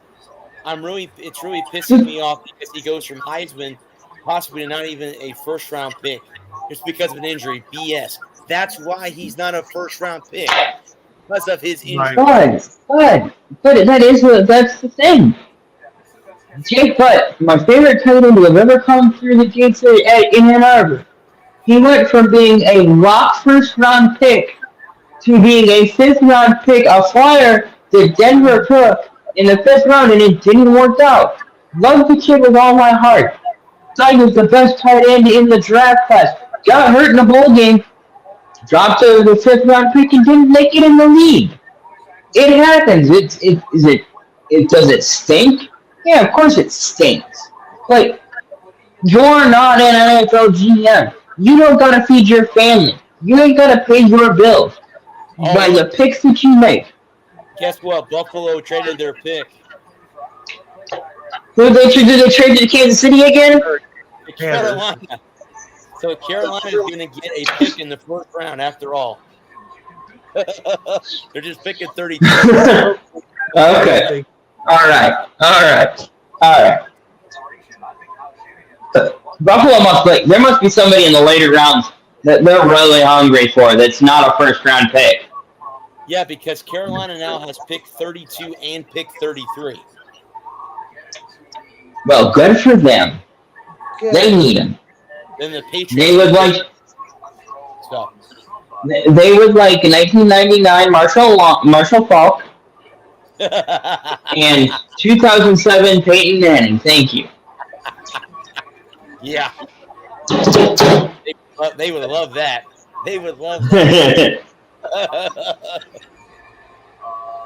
Okay. Where does the Panthers go? Offensive line? Maybe they take Corum.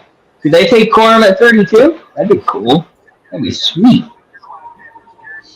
Who are the running backs in Carolina? Do you guys know who they're? We're gonna find out. 2 guys who've never been in my living room.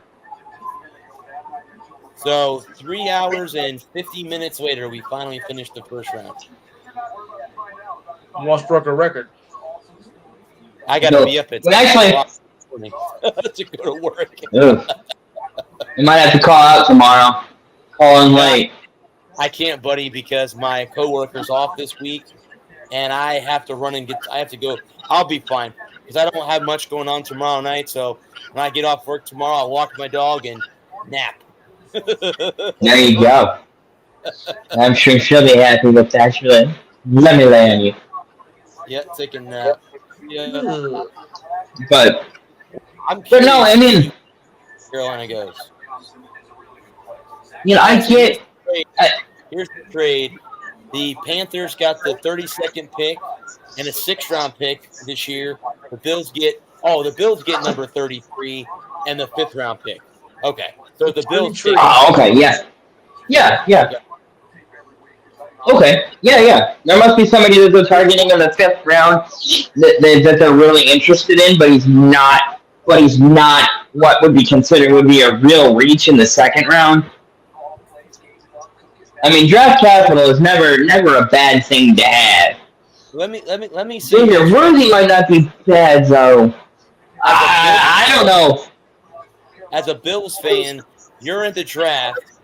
You trade your pick to your rival. Then you trade out of the last pick to get into round 2. There better be something. Pick up a 5th? In Buffalo. Jesus Christ. I don't know, man. I mean, I love it, but that's finally something interesting happened. A pretty steady Eddie draft from the first 25 picks. Yep. Everybody took what they were expected to be taking.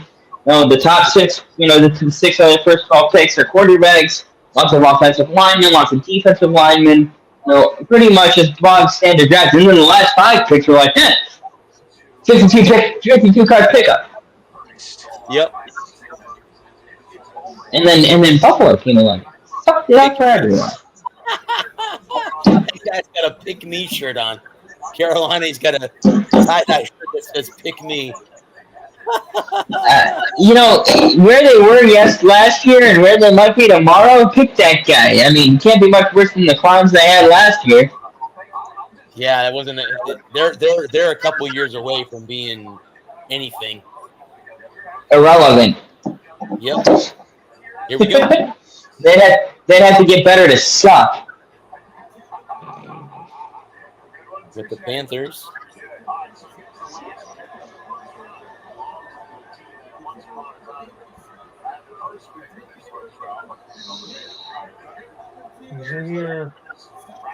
Xavier Lee get out of South Carolina, the wide receiver. I took a wide receiver.